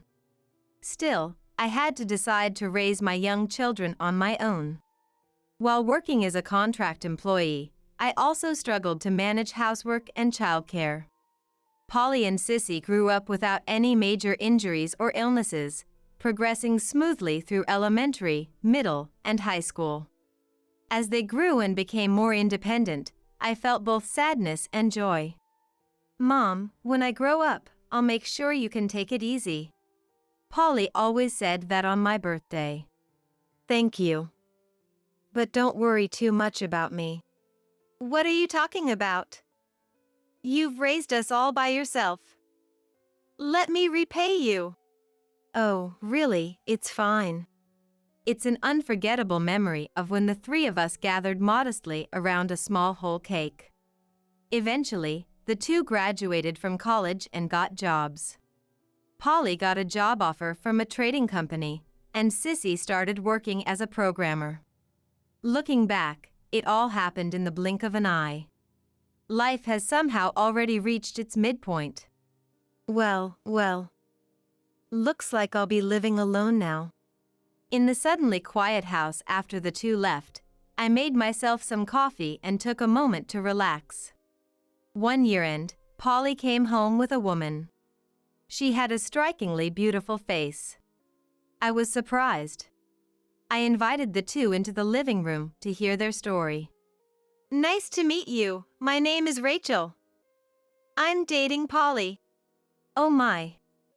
I didn't know Polly had such a lovely girlfriend. Where did you two meet? Rachel works at a bank. It's the bank that deals with my trading company. That's how we met. You work at a bank? That's very respectable. Not really. She smiled softly like a flower. Mom, I plan to marry this woman, Rachel. Blushing from his face to his ears, he confessed. I saw his father in him and smiled. Polly, you really are just like your father. What? He also blushed like that when he proposed to me. Really? Yes. Rachel, please take good care of Polly. Likewise, I am happy to be your family. She also blushed shyly and said. Watching the two of them, so young and innocent, I blessed them warmly. After they had their wedding, I noticed that Rachel's behavior started to change. When they occasionally visited together, she would act coldly or ignore me. Rachel, could you help with dinner?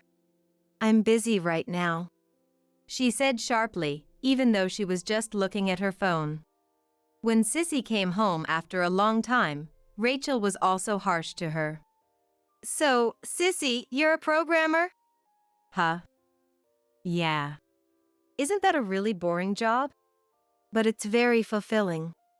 Well, it's fine, but Sissy, you're so plain that I feel embarrassed to tell my friends about you, Rachel said while looking at her well-manicured nails. Then she glanced at Sissy's hands. Sissy kept her nails short, but they were rough and dry, some even cracked. Noticing this, Sissy hid her hands, feeling embarrassed. She glared at Rachel with a sullen face, but Rachel remained indifferent. Rachel continued to work after getting married. As a bank employee, she probably took care of her hands for the job. However, calling Sissy plain or embarrassing seemed unfair. After Polly and Rachel left, Sissy and I talked over drinks. Mom, was Rachel always like that? I thought she was really nice when we first met. Had something happened to change her? Or had she been hiding her true self? Either way, I found it hard to deal with her, and I didn't want to live together and have a mother-in-law and daughter-in-law conflict. But around late summer, Polly started saying he wanted to live in my house, which is under my name. I know it's a lot to ask, but we really want to live here. You were renting an apartment, right? What are you going to do about that?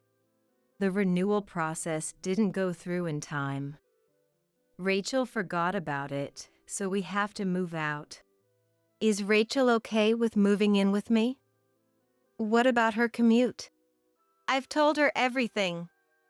She's fine with it and will take the bus from here. I see. It's all so sudden, so I'm a bit worried. Please! I'll contribute to the household expenses. After many discussions, I decided to let them move in with me. They should help out with some of the housework, right? I thought about that while tidying up the room, waiting for them to move in. However, once they moved in, neither Polly nor Rachel did anything. They left everything to me, saying they were too busy with work. I understand Polly works late, but Rachel, you come home on time, right? You could at least help with dinner. Belinda, I'm tired when I get home. I need you to take care of that. She pouted, her lips pursed. It seemed Rachel never intended to do anything from the start. Even when I asked Polly to tell her to help, she would complain while standing in the kitchen. But that was still better. Eventually, Polly started siding with Rachel. Rachel, can you do the shopping today? I asked her on a day off, and she looked annoyed. Seeing this, Polly stepped in between us and glared at me. Mom, isn't that a bit harsh? Making Rachel do the shopping. No, it's not. I just ask her to cook dinner a few times a week or clean the bathroom. That's not true. I heard you've been making her redo the cleaning out of spite. I never said that. Belinda, you're a liar. Just the other day, you kept nagging me to clean properly. Nagging. From then on, it became a back and forth of accusations. Polly had been fed a lot of negative things about me from Rachel. Given his tendency to side with the stronger personality, his attitude towards me worsened. Sissy tried to talk to them on my behalf. But it was no use. Why should I listen to Sissy? It's laughable. You've always been so bossy for a little sister. They wouldn't listen to reason. Sissy and I were at our wits' end. To make matters worse, they had a habit of overspending. They bought things they didn't need, maxing out their credit cards each month. They also loved eating out, often going to expensive restaurants and drinking. They even resorted to installment payments, and their debt kept growing. Mom, I'm sorry. Could you cover this just once? All right, just this once.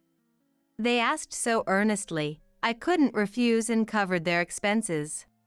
This became a habit, and they repeatedly asked me to cover their bills. Polly and Rachel started to rely on my money, spending without limits. I had to put a stop to it. You two are spending too much. I'm not covering your bills anymore. Manage your own money. Belinda, that's not fair. We contribute to the household expenses too. That's just basic responsibility. Mom, you're being too strict. No, I've been too lenient. I said it firmly. Their spending habits are intolerable. Then the two of them sighed in annoyance and left the room irritably. In the house they left. This is troublesome. I muttered to myself. This happened about 3 times, and no matter how much we talked or warned them, they didn't listen. Polly and Rachel often bought lottery tickets. Even if they lost, they kept buying, hoping for a big win they couldn't afford. They say you can't win if you don't buy, but in reality, you're more likely to lose even if you buy. I noticed that the trash bin was filled with losing lottery tickets. One night, I had a talk with Polly and Rachel. Why don't you save money properly instead of aiming for a big win with the lottery? That again? We are saving money, right, Rachel? Of course. Rachel said proudly, flaring her nostrils. But you're buying so many lottery tickets? I pointed to the losing tickets in the trash bin with my chin.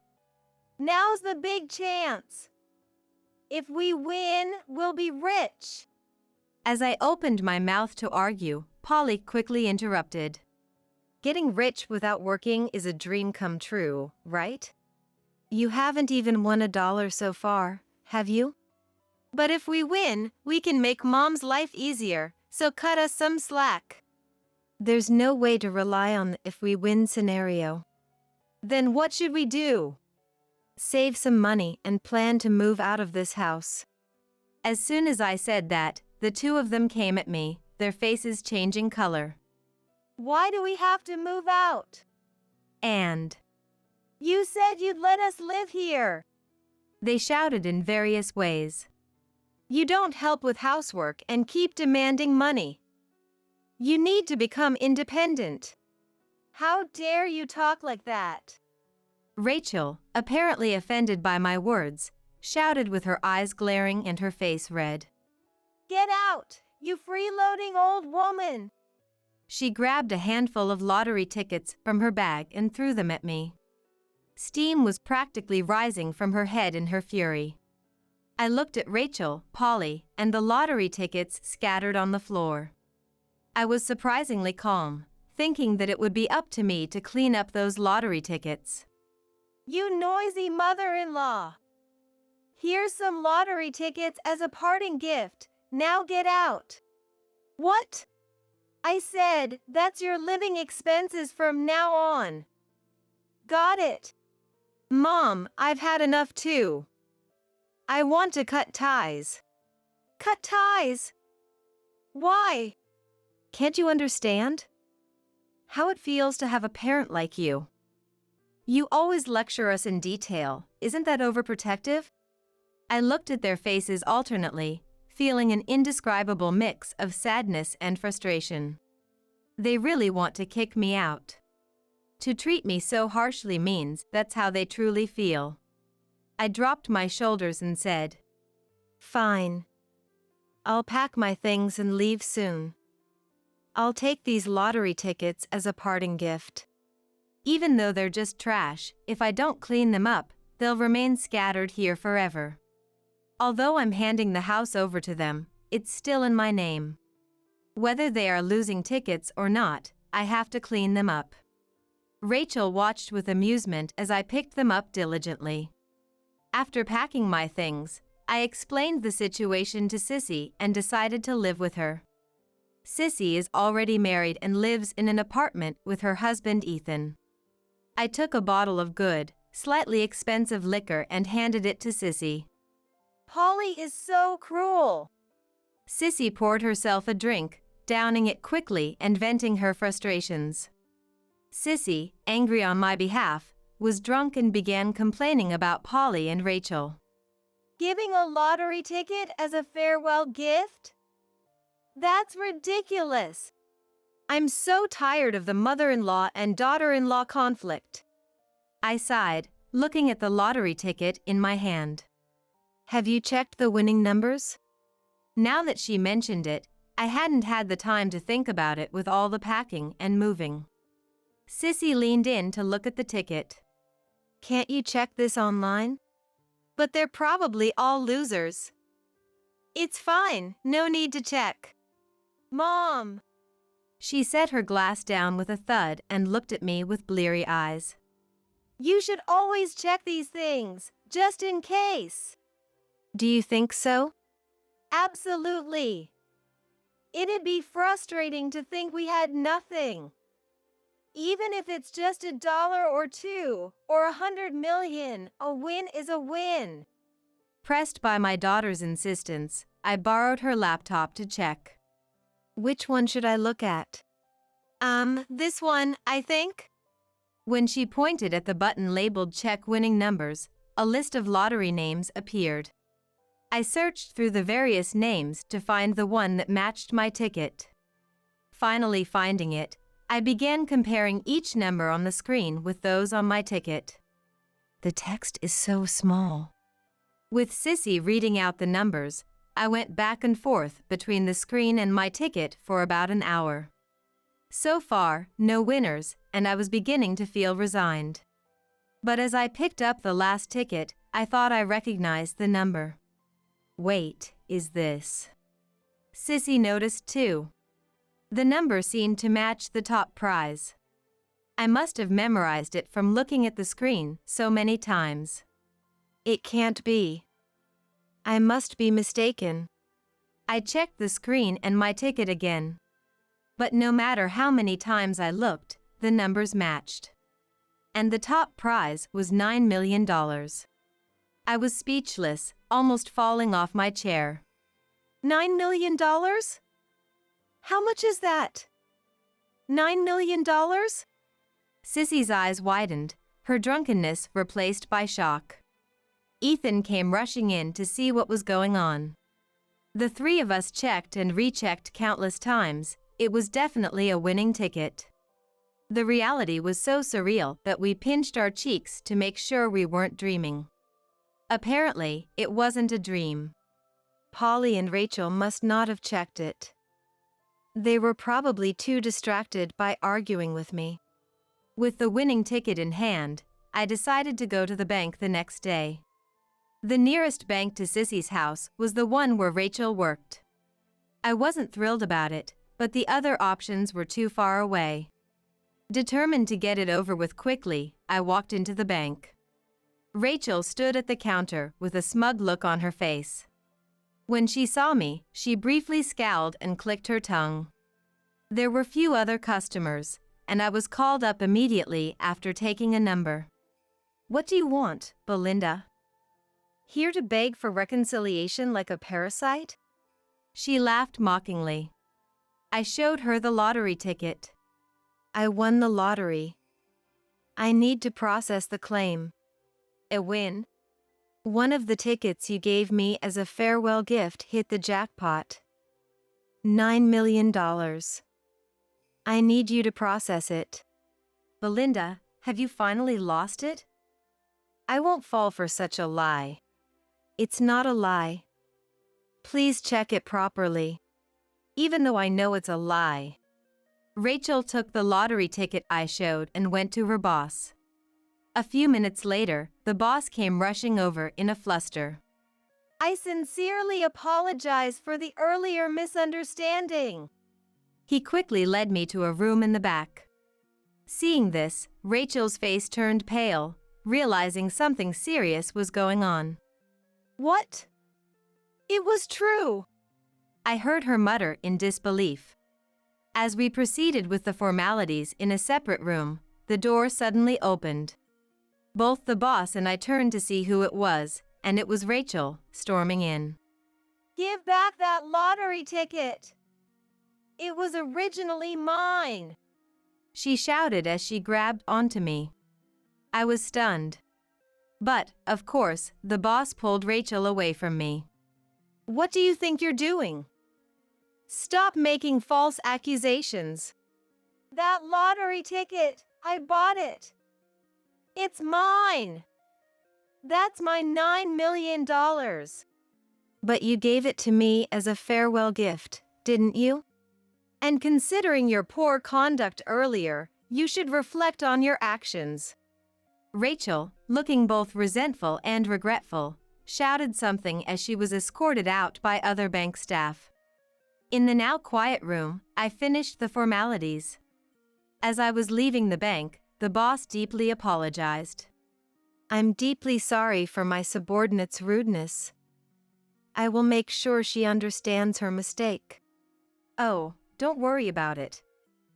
I hope she improves her attitude a bit." "Indeed. Please continue to favor us with your patronage." The boss kept greeting politely until I was out of sight. Due to the large amount, the money transfer to my account would take some time. I considered buying another house with that money and moving there. It's not good to keep relying on Sissy, and it's more than enough for living expenses. I thought about possibly moving to a rural area in another state, and my dreams kept growing. When I got home and was discussing this with Sissy, I received a call on my mobile phone. It was from Polly. I hesitated, sensing something bad. He probably heard about the $9 million win from Rachel and planned to ask me for money. Sissy seemed to think the same and shook her head silently. "Don't answer it." Her eyes were telling me that. After a while, the ringing stopped. I thought it was over, but after a few tens of minutes, the phone rang again. I decided to ignore it, but eventually, I answered. "Mom? Hey, did you really win $9 million? "It's true." "So what?" "That lottery ticket, I bought it. It's not right to take it from me. I deserve the $9 million. I sighed, knowing it would come to this. But you gave it to me as a farewell gift, didn't you? It's not right to take away my living expenses. We need living expenses too. And we cut ties already. What do you want now? Mom, I meant that as a joke. I don't care. I won't give you the money. After all you've done, a joke isn't going to fix anything.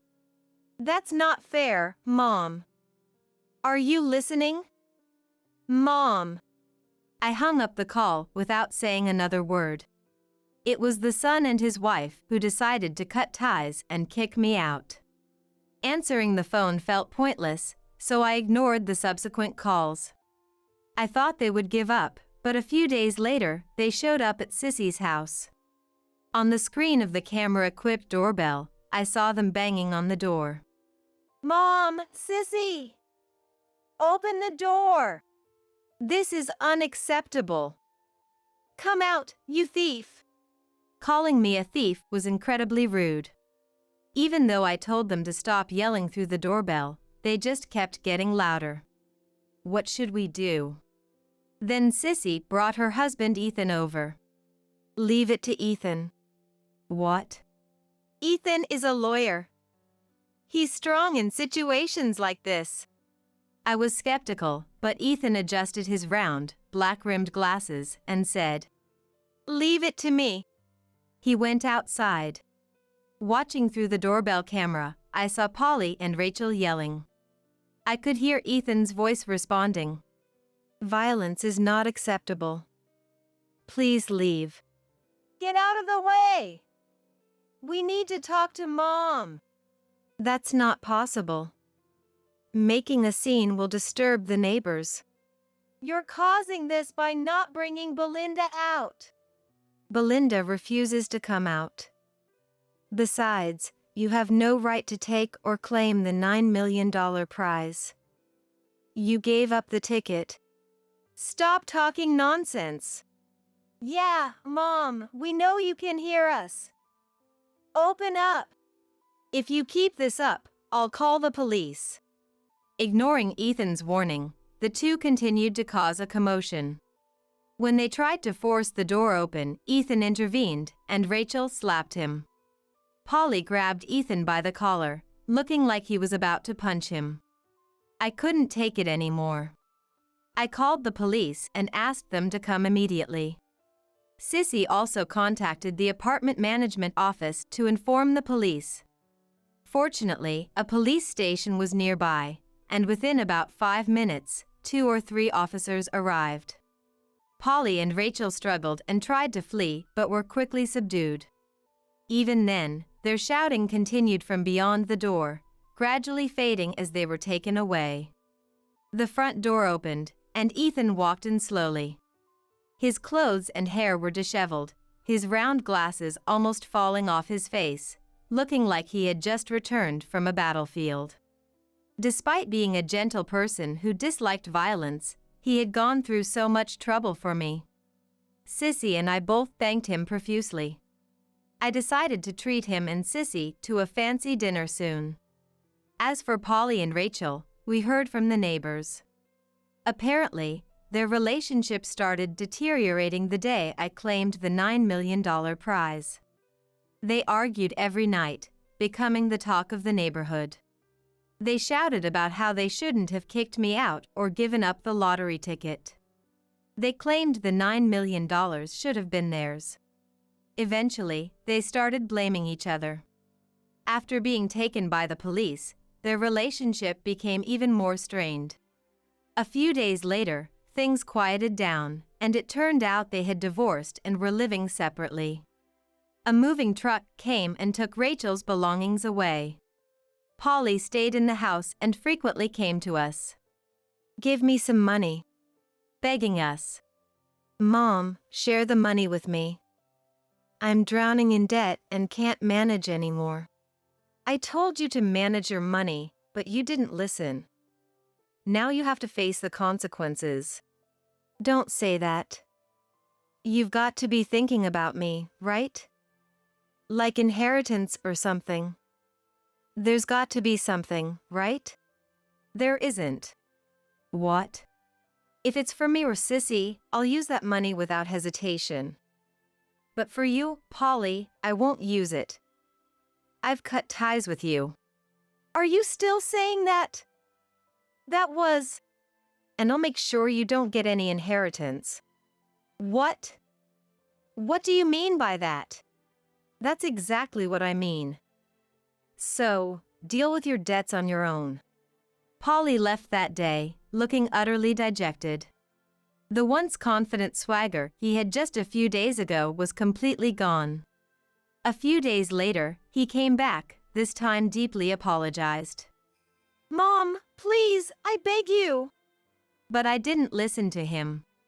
I wasn't going to fall for the same trick again and again.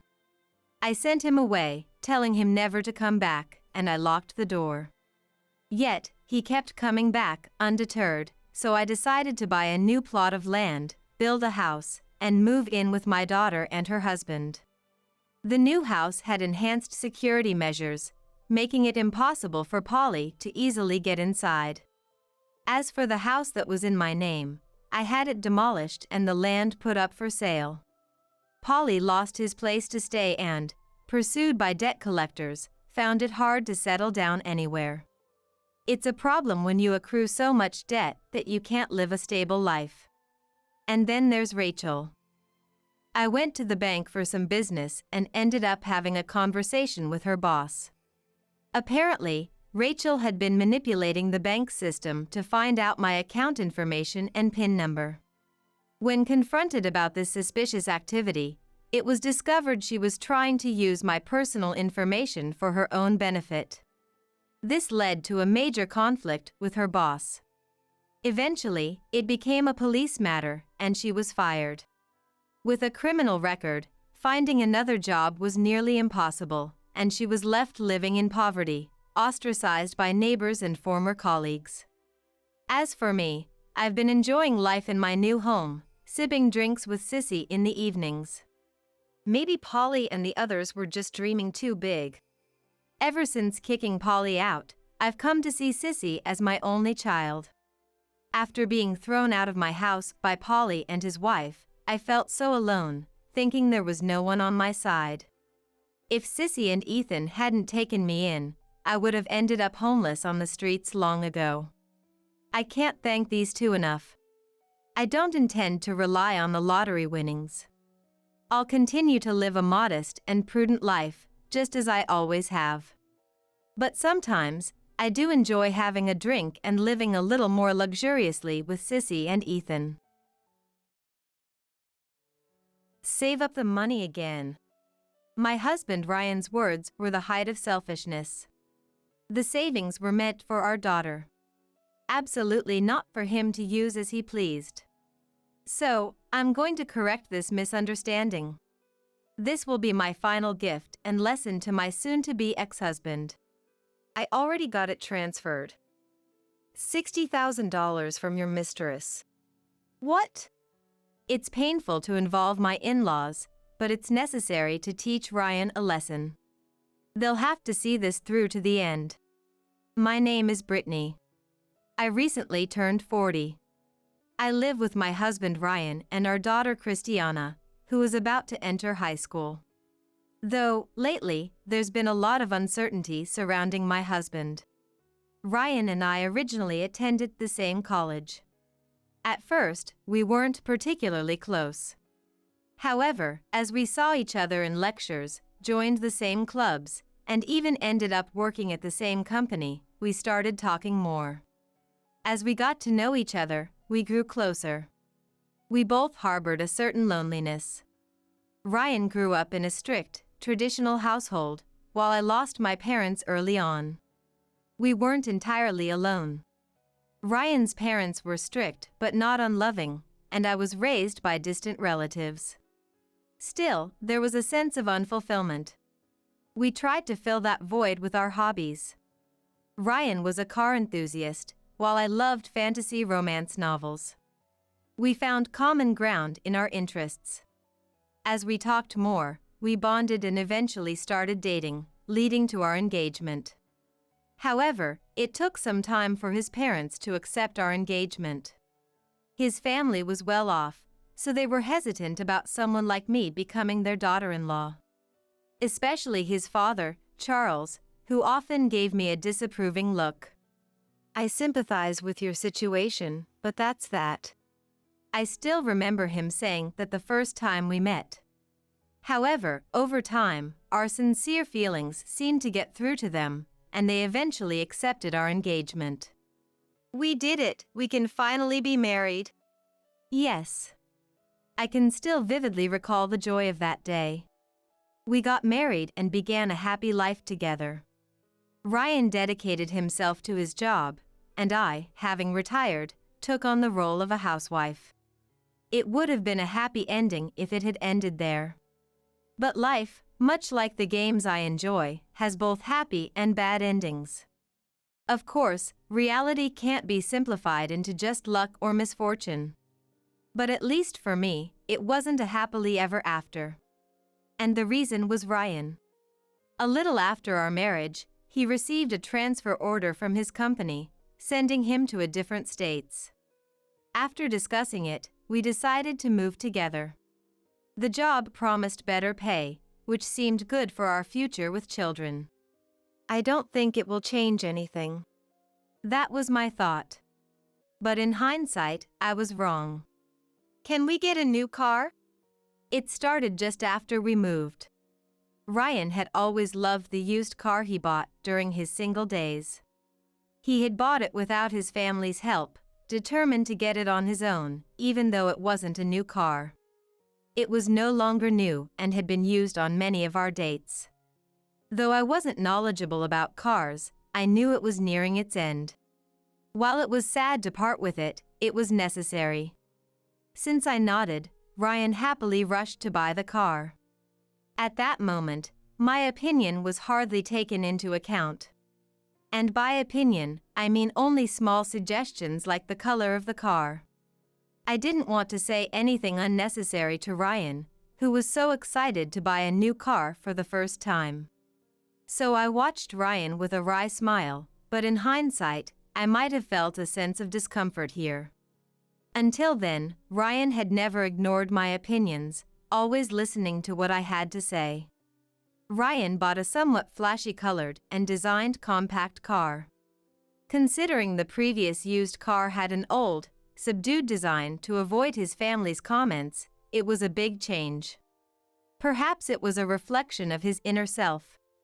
He had always struggled to distance himself from his hometown where his family lived. However, with the new job transfer that increased the distance, he was freed from his mental shackles. For him, buying the car might have been a final confirmation of this release. Whether consciously or unconsciously, I'm not sure. Anyway, he began to change gradually from there. It was the beginning of a slow descent into being more and more overbearing, something I didn't notice immediately. We used to discuss and decide various things as a couple, but gradually Ryan's decisions started to take precedence and were made without consulting me. We agreed to replace the microwave next, right? So why did you buy another car without telling me? Well, don't be so uptight. The dealer said now was a good time. Even when I asked him, slightly troubled, he brushed it off. However, he still had some sense of guilt back then. This visible sense of guilt disappeared after our daughter Christiana was born. I've heard that a husband's perspective and values can change after the birth of a child. But honestly, I couldn't believe how drastically Ryan changed. At first, I thought it was just the stress from his busy work schedule. But it wasn't just that. Even after things calmed down at work, he rarely showed any interest in me. Moreover, he started behaving in a domineering manner towards me. Why don't you help with the housework anymore? And you said you'd help take care of Christiana. When we were newly married, Ryan eagerly helped with housework. He laughed, saying that cooperation was the key to a happy marriage, and promised we would continue helping each other after the baby was born. But he dismissed all that as if it never mattered. I'm busy with work, you know. You handle the house stuff. Don't act all high and mighty when you don't even earn money. If you want to voice your opinion, try earning more than me. Being a housewife, those words made me feel quite small. So, at first, I tried my best to manage everything on my own, as Ryan said. With Christiana just born, I started working from home, and seeing me comply seemed to satisfy Ryan. That's the way it should be. That's how it's always been in my family. His family held on to old-fashioned values despite the changing times. His father, Charles, used to domineer over his mother, Gracie. His once hated such outdated family values. However, as he grew older, he began to justify his own overbearing nature by saying, that's how it was at home. Because his family, Charles, and Gracie were like that, he would be too. It's ironic. Being freed from what had always bound me, only to become something similar to what had been restricting me. But honestly, I question if his words are accurate. He seemed entirely unaware of these things and just started living according to his own desires. He was almost completely indifferent to Christiana. He had no idea what her favorite foods were or what interested her, and he didn't try to find out. Because of this, Christiana had given him cold looks from an early stage, but he didn't even notice. Instead, he was obsessed with cars, and whenever he learned about a sale of a car he liked, he would find some excuse to buy it. Shut up. It's my money, and I'll spend it however I want. When he made his third purchase, I finally told him it was too much, but he just said that and wouldn't listen. But if this continues, we'll have a hard time living. If it's tough, then figure it out yourself. Though you probably can't. He started to find my presence annoying, and gradually spent less time at home. Even so, things were still better a few years ago. Even though our life was in chaos, he didn't touch the account meant for Christiana's future. However, that was probably just a matter of time. Feeling the urgency, I continued working in my own way to supplement our household and savings. But that didn't solve the financial problems. As we were living, he crossed the final line. Can you explain what's going on? Oh, what about? You withdrew money from Christiana's account, didn't you? It was an account for Christiana's tuition, combined with the savings from when I worked at the same company as Ryan. I found out that the money in that account had decreased when I deposited a part of my earnings into it. Since Ryan had the passbook, I couldn't see the detailed statement. However, if the amount on the statement visibly decreases each time it's used, it's obvious. Using our precious money, even just a bit, was undeniably a painful betrayal. But he had crossed another line as well. What did you use it for? Another car? Not a car. Well, it's true that it's getting old, so I want to replace it soon. Ryan, laughing lightly, no longer had any of the sincerity from when we got married. Feeling sadness and confusion, he then said something even more shocking. A woman. You no longer have it. What's wrong with seeking attraction in another cute woman? Do you realize what you're saying? His words openly declared his infidelity.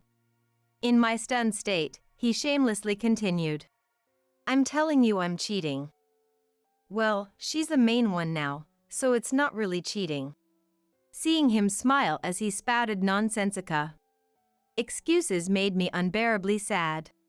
But he didn't notice my sadness.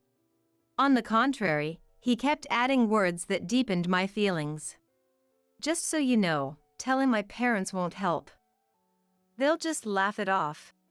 How could you say that? Because they come from a time when cheating was a man's privilege. Does he really think such an old-fashioned notion justifies his infidelity now? He looked proud. And he probably genuinely believed it. Otherwise, he wouldn't brazenly admit his affair to me. Realizing this, my love for him clearly faded. This tendency had been there before, but this obviously foolish act was the final straw. You'd better be ready for it because I plan to divorce you soon. As I watched Ryan walk away with that condescending smile on his face, I felt a strong resolve building inside me. I couldn't stay with Ryan any longer. If this continued, it wouldn't just be my life that's ruined, but Christiana's too. I couldn't let that happen. With that thought, I began to take action secretly. At the same time, I decided to ask Christiana directly. Christiana, what do you think about Dad? These days, Christiana was trying to focus on her final push towards her high school entrance exams. I felt guilty about distracting her, but if things stayed as they were, the exams and her high school life would be the least of our worries. Feeling sorry for asking, Christiana answered normally. If you're asking if I hate him, yeah, I hate him. Dad's been cheating, right? You knew? Surprised, I saw Christiana continue without trying to hide her discontent. Yeah, I figured. Sometimes I could smell perfume that wasn't yours. I only found out recently, but that's impressive, Christiana. Mom, you've been busy with work lately, so it can't be helped. I'm sorry. I didn't mean to keep it from you, but it was hard to find the right time to talk about it. According to Christiana, she planned to tell me when the time was right if I hadn't noticed. But I always seemed so busy, and she couldn't find the right moment to bring it up. I'm sorry I made you worry. Don't worry about it. So, what are you going to do? Looking straight into my eyes, Christiana casually said, If you're going to divorce Dad, I'm all for it. Don't worry about the exams. It might even make me feel better and improve my focus. Seeing Christiana's smile, I felt relieved. Christiana, who I was most worried about regarding the divorce, seemed to have no problem with it at all. If that's the case, even if we wait a bit longer for the right time, the divorce itself isn't an issue. The problem would be who between Ryan and I would take control. Even Ryan would want to handle the divorce in a way that's advantageous to him. While I was thinking about that, time passed, and Christiana finished her high school exams and passed them successfully. When I informed Ryan, he surprisingly smiled happily about Christiana. In that case, we should let Dad and Mom know and celebrate. His words and expression seemed out of character for someone who had recently threatened me with divorce. Though I found it odd, there was nothing in his words to deny. So, I vaguely nodded, and a week later, we ended up having a small celebration party at his parents' house. It was more like a light meal gathering than a party. Ryan's parents were not as strict with Christiana as we were, and their relationship was more relaxed. Maybe because of that, even though Christiana was hesitant about Ryan's suggestion, she was looking forward to meeting her grandparents and the party. But I couldn't shake off a feeling of unease. Without any clear answers, the day arrived quickly. With mixed feelings, Christiana and I got into Ryan's car. Ryan, on the other hand, seemed in an unusually good mood. With that ambiguous atmosphere, we drove for about an hour and arrived at his parents' house. Glad you could make it. Today is a celebration. Eat as much as you want. Wow, this is amazing. In the spacious living room we were shown into, various dishes, starting with steak, were lined up. Among them were items like pizza that I doubt Ryan's parents particularly liked, probably for Christiana's sake. Just from that, I felt a glimpse into the strict thoughts of my in-laws. It was when I was about to thank them for their kindness. There's something I want to talk about before dinner, is that okay? Ryan said this while looking around at us. Make it short. We were a bit confused, but Charles answered calmly and gently. Gracie, standing beside Charles, nodded slightly. Confirming this, Ryan's smiling expression tightened a bit as he raised his voice. Since Christiana passed safely, I've been holding back, but I can't take it anymore, Brittany. I want a divorce. What? Ryan declared to my bewilderment. Listen, Dad, Mom. Brittany has been withdrawing money from Christiana's account and using it. The statement was sudden and baffling. Rather, it's Ryan who's been embezzling the money. While I was taken aback, Ryan presented the bank statement to my in-laws as evidence. Wait a minute. Ryan has always had the banking card. Panicking and lying won't help. The problem is that the money has been moved. It's terrible, isn't it? Almost draining the account meant for your daughter. I felt a bit like holding my head in my hands. So, this was the purpose of suggesting today's party. The statement only recorded the withdrawals, not who made them. Logically, if it's between the son and the daughter-in-law, the son would be trusted. Ryan's plan was to make me the villain, divorce, take alimony through the divorce court, and then remarry his mistress. While my in-laws stared grimly at the statement, Ryan moved close to me and whispered in my ear. I used the account money to buy a new car. He was confident my words wouldn't be believed no matter how much I claimed otherwise. Ryan continued speaking with a smug smile. You can save up the money again. His face showed complete confidence in his victory. But whether he could keep that face until the end was still unknown. By the way, there's something I want to ask you. What? When is the last date on that bank statement? Ryan briefly looked puzzled at my question. But he probably thought it was just a pathetic attempt to save face. A week ago? Oh, was there a paycheck or something? It must be small. You need to save up again, right, for the tuition? Ryan laughed at me again. But hearing that, I was sure of our victory. So, after nodding to Christiana, who was anxiously watching, I said loudly. Loud enough for everyone present to hear. I already received the money. $60,000 from your mistress. If you don't believe me, you can check right now. What? Charles, who had just finished checking the statement, seemed to lose his words at my unexpected remark. For a moment, his mouth was agape in shock. Gracie and Ryan were the same. But quickly regaining his composure, Charles asked me, Could you explain what you mean? Understood. She's Ryan's mistress. She's not here now, but we've already concluded our discussions. What? Ryan, who had seemed so confident a moment ago, now looked utterly shocked. What are you saying? No, what do you mean the conversation is already over? I mean exactly what I said.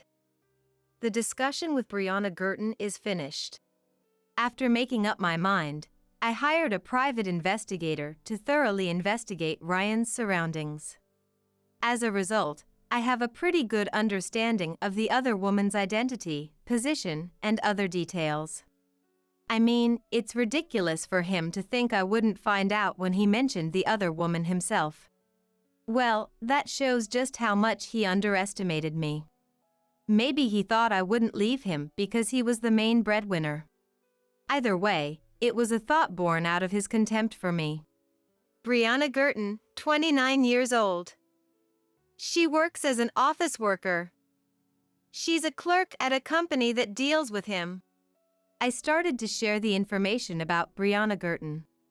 Ryan, in his shock, could only move his mouth like a fish out of water. Not wanting to be interrupted, I pressed on with my story. Your mistress said she was attracted to you because of your generosity. Isn't that the same as saying she's after your money? Isn't it? Yeah, it is. Christiana laughed, and I joined in with a smile. Ryan must have realized it was a provocation because he began to tremble with anger. Ignoring his reaction, I continued speaking. And because you were so generous, She wanted to keep seeing him and take as much money as she could. She even talked about wanting to marry him for that reason.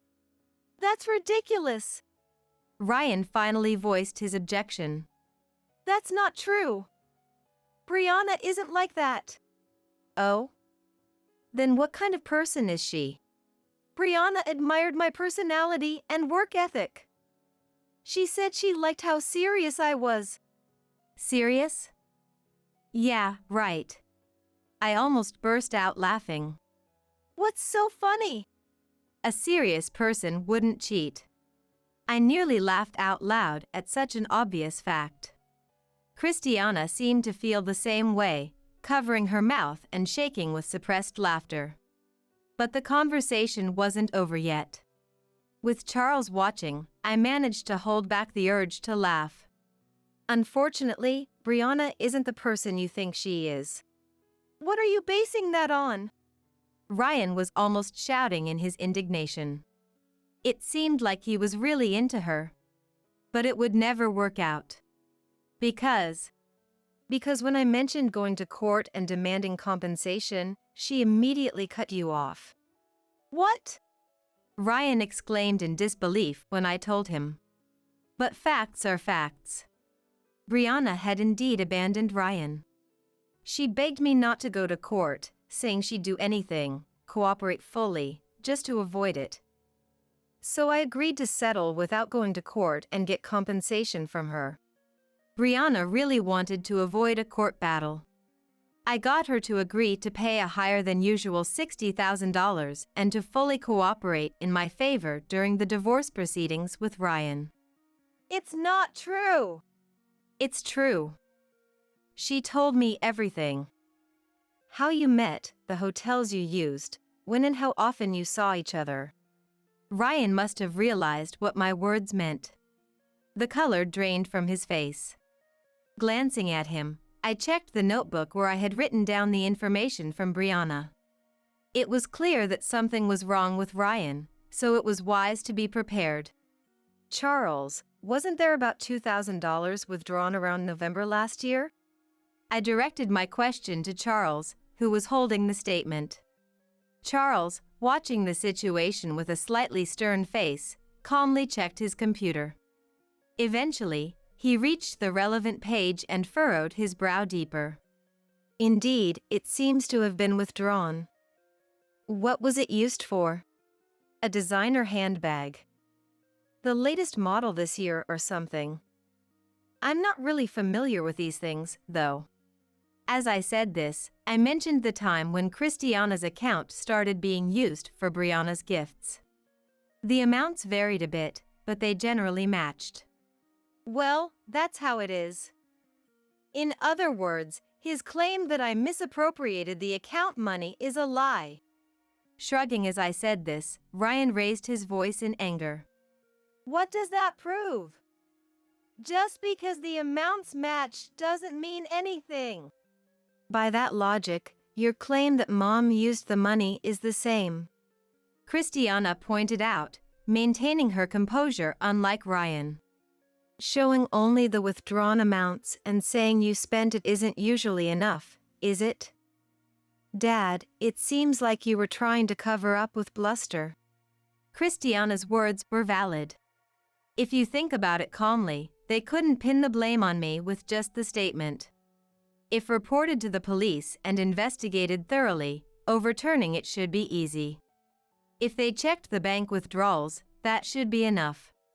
However, he had completely underestimated me. He was convinced that I wouldn't and couldn't go that far. He thought he had an overwhelming advantage, and I would just quietly comply. But, by using money intended for Christiana, my stance had changed. I wasn't going to hesitate to take action for my precious daughter. If that alone isn't enough proof, there are other pieces of evidence. As I said this, I took out some of the evidence I had brought from my bag. I don't really want to show you this, but it's proof of Ryan's affair with Brianna. The photos gathered by the detective showed them on dates, entering and leaving hotels, kissing. All sufficient evidence of the affair. as I was about to hand the stack of photos to Charles. What does this mean? Ryan shouted, snatching the evidence from my hand. In the next moment, he began tearing them apart. I think it's questionable to try and destroy evidence while saying what does it mean. After a small sigh, I turned to Ryan. He was so agitated that he was breathing heavily. Shut up! Besides, there are plenty more pieces of evidence. Shut up, I said! Who cares about the affair? Interrupting me, Ryan's words were anachronistic and out of touch with modern values. A woman should just support her husband without saying anything. Ugh, you're the worst. Christiana muttered quietly, but with deep disgust. Even his own child's words didn't seem to reach him. His face twisted with anger as he raised his voice even more. You wouldn't have even noticed the affair if I hadn't mentioned it. I'm the one putting food on the table for you all. Right, Dad? And those words were directed at Ryan's father. Dad, I finally understand your feelings. It's only natural to be strict with Mom. If you don't discipline her properly, she won't understand my greatness. Ryan had a creepy smile on his face. It was unclear if he was aware of it.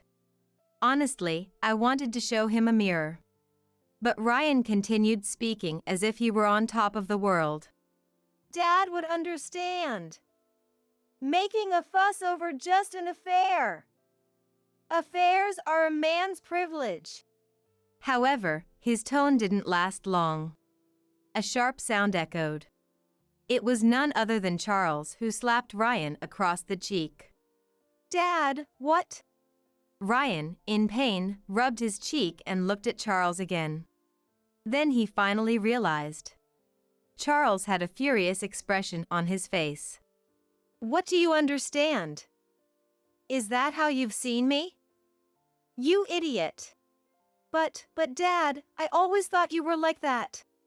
Enough with your nonsense. At Charles's angry voice, he screamed again. Gracie watched the two of them with sad eyes. Sure, my words and expressions towards Mom and you might have been harsh. Then. But I never once intended to make her or you sad. Ryan seemed genuinely frightened by his stern gaze. Even from this scene alone, it was clear. Charles had never truly directed his anger at Ryan or Gracie before. So, Ryan was confused and scared by this first-time experience. Gracie, on the other hand, just looked sad. Before getting married, I heard stories about Ryan's parents and vaguely imagined them as unreasonable and nitpicking. But after meeting them several times, I realized I was wrong. Their words and gazes were harsh, but they made sense. If they just wanted to impose unreasonable things, their attitude wouldn't soften. Their concern about the family background of Ryan's partner was also out of worry for him. You could call it old-fashioned, but it's true that it's reassuring to have someone with a clear background. If they were truly overly strict, I don't think their relationship would have lasted this long. Of course, there are people in the world who impose relationships where you have no choice but to obey. But the looks Ryan's parents exchanged sometimes never felt like that. So he probably only saw things from his convenient perspective. A reason to rebel against a strict family, a reason to get close to me, he probably portrayed his parents' relationship and education worse than they were. This wasn't just limited to his parents, but also towards me, Christiana, and Brianna as well. He only saw things in a way that suited him. That was Ryan's true nature. His parents probably understood that. That's why they raised him strictly. But after being away from his parents, there was nothing to stop him. And affairs are a man's privilege? Nonsense. Someone who cheats can't be right. That's just a straightforward, undeniable fact. It should be easy to understand, regardless of a strict family.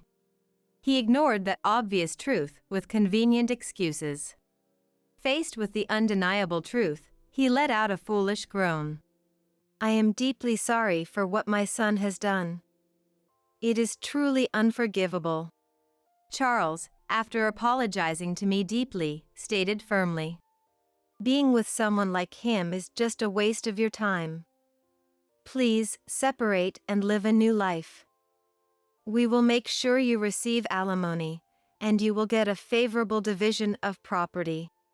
What? Charles, are you sure about this? I'm sure as parents, they would have wanted to side with Ryan. Of course, that would be problematic, but it's understandable as a parent's instinct. To my question, Charles nodded deeply.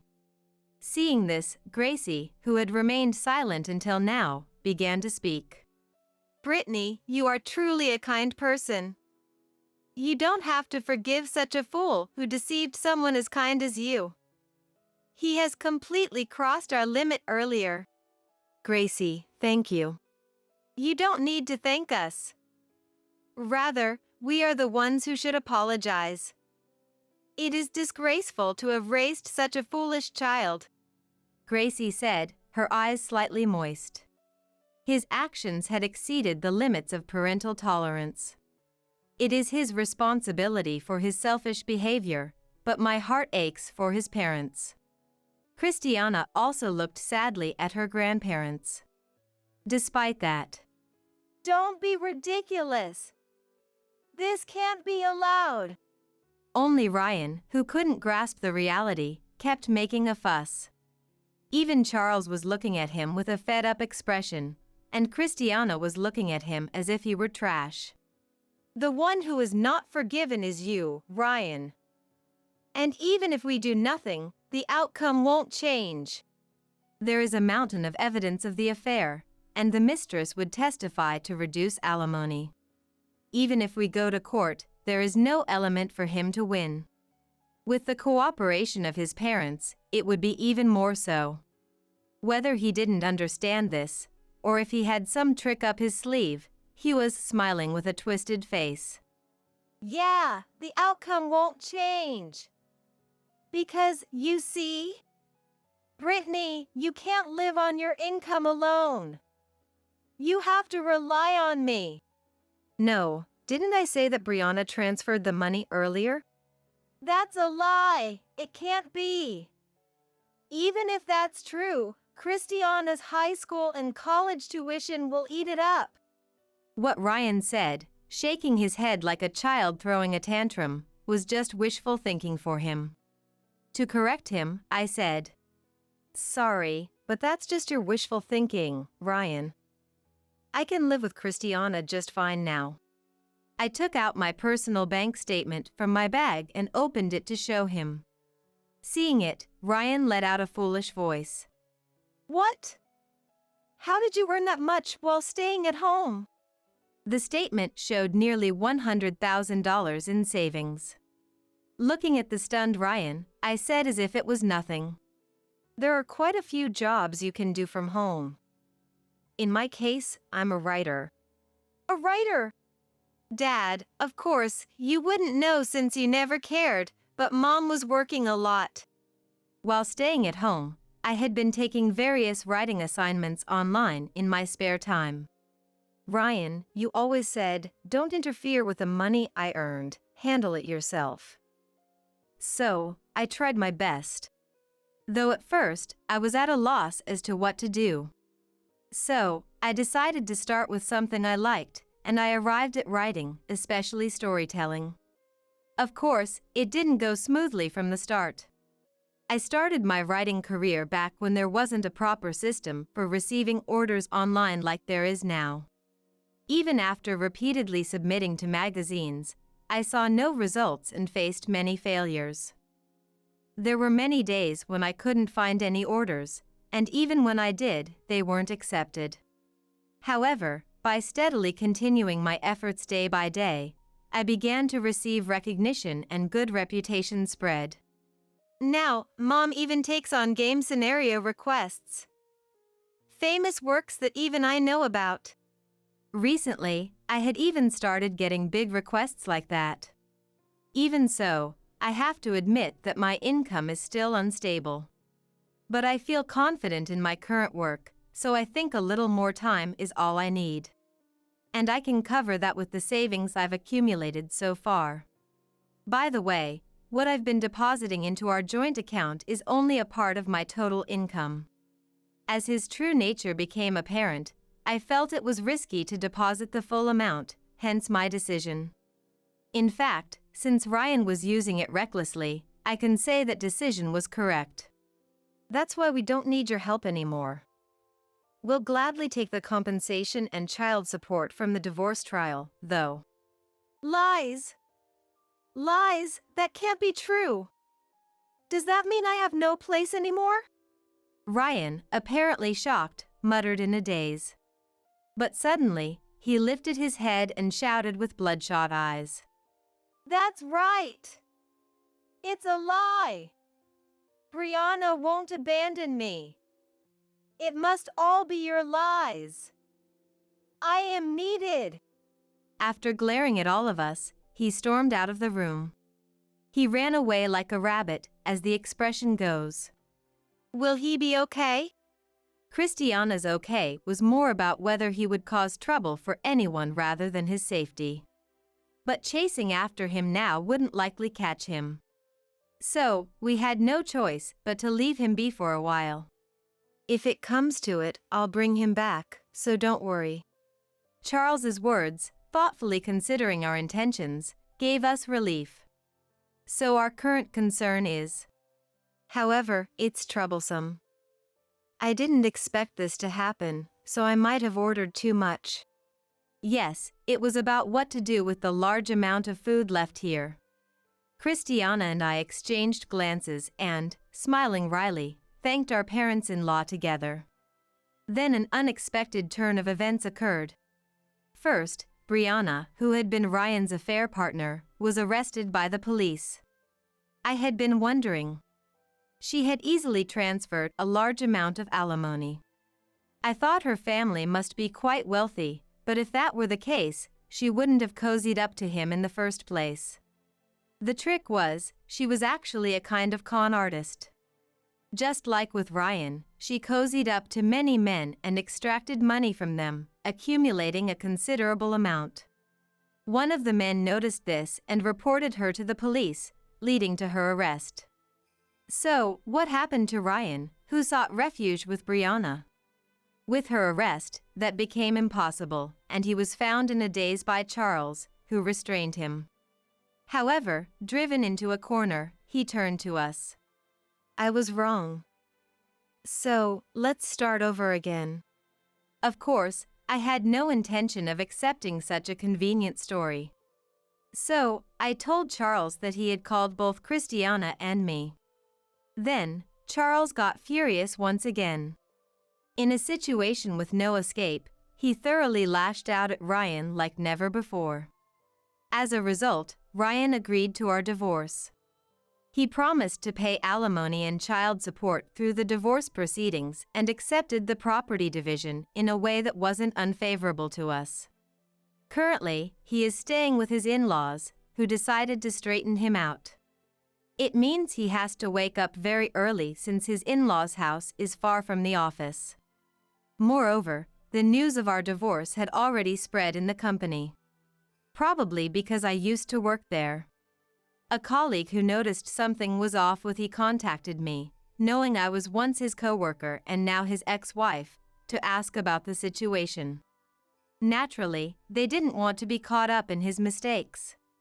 I had no reason to hide anything, so I told them everything. The information I provided quickly circulated throughout the company. Ryan, knowing that everyone was aware of the situation, found himself surrounded by cold stares, feeling like he was on a bed of nails. The daily stress has caused him to become very gaunt. As for us, without the source of stress that Ryan represented, we were living comfortably. Christiana had recently started high school. I was worried that our divorce might have a lasting impact on her. No way, she said cheerfully with a bright smile. As long as it doesn't affect her, that's all that matters. At that time, a game scenario I had written received exceptionally high praise, leading to an influx of requests. I can't accept all the requests, so I am carefully reviewing each one. This must be what they call a happy dilemma. If this experience can be of any reference in the future, that would be great, but the story is a bit outrageous, so it seems difficult. Still, if the opportunity arises someday, it might not be a bad idea to compile the story somehow. Although it's an unpleasant memory, it's undeniable that the event is part of our history. To prevent others from interpreting it in their own convenient way like Ryan did, there is value in writing it down. So that I won't struggle when the time comes, I will start jotting down bits and pieces of that time. I thought it would be nice if one day I could read it together with my daughter and laugh about it.